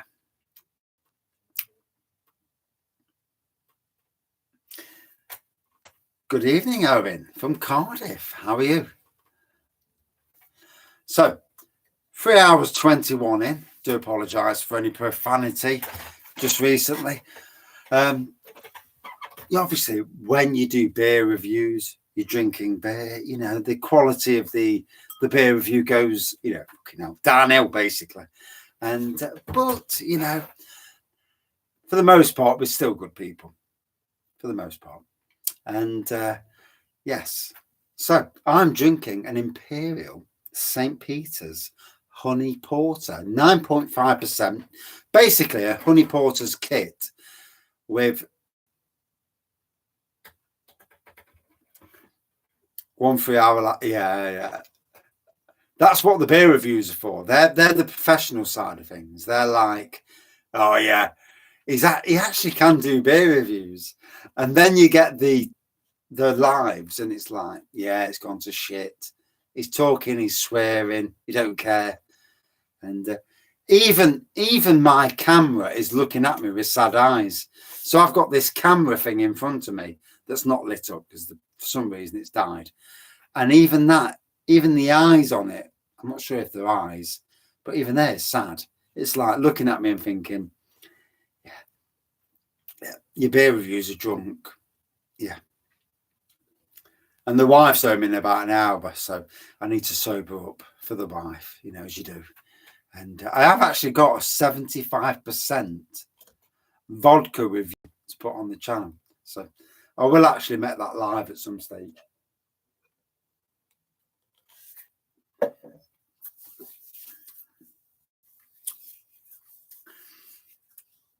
The beer reviews I've got better though. You know, the picture quality is better, the sound's better, but it takes me about 10 hours to upload. I'm not joking. It takes me an age. Yeah. So I'm about 3 days behind on beer reviews. So in the beer reviews, I literally can't say anything about life anymore because there's no relevance to when I do a Wraggys live, because already it's come, gone, and something else has replaced it. So there you go. So, bin, 50 pence in the jukebox, somebody. It's been an amazing live tonight. It's been an amazing catch up. 3 hours 23, second longest video on the channel. Yeah, the other longest was the 4-year birthday of the channel. So yeah, thank you to each and everyone who's come, dropped in. For those now present, and certainly in the future, there's bound to be a lot of people dropping in the future. Surprising how many people watch it days later. But yeah, obviously the winner was St. Peter's of the Plum Porter battle. Then we drank Thornbridge. We also drank a St. Peter's homebrew. It's been a great night, and the main thing for me, picture quality is better, sounds better. Mrs. Wraggys at the bingo, so yeah, she's not moaning, and I paid for the bingo as well. So yeah, this fucking beer reviews cost me 50 quid. Yeah, and then the price of the beers, but you know, in some ways, money well spent, especially if she wins, and then I get some back. You know, but thank you for each and everybody for joining, both tonight, in the future, and certainly earlier on. You know, absolutely lovely. It's great for me. It helps to heal my anxiety, and maybe it does something for yours. I am thinking of doing a live again tomorrow. Maybe a Cumbrian ale live. I've got multiple beers from that side of the world. So the ones where I've got doubles of, I may do a Cumbrian ales live. I'll think about it tomorrow, possibly for about 4 or 5 o'clock. Not too late, so I've got work on Tuesday. But yeah, certainly not too late in the night. Thank you all for watching, and see you soon. Cheers. And it's working. Cheers all. See you soon. I've just got to turn it off. Yeah. And try not to look too drunk, and try and get back in the house because somebody's let me out. I need a wee as well. Cheers.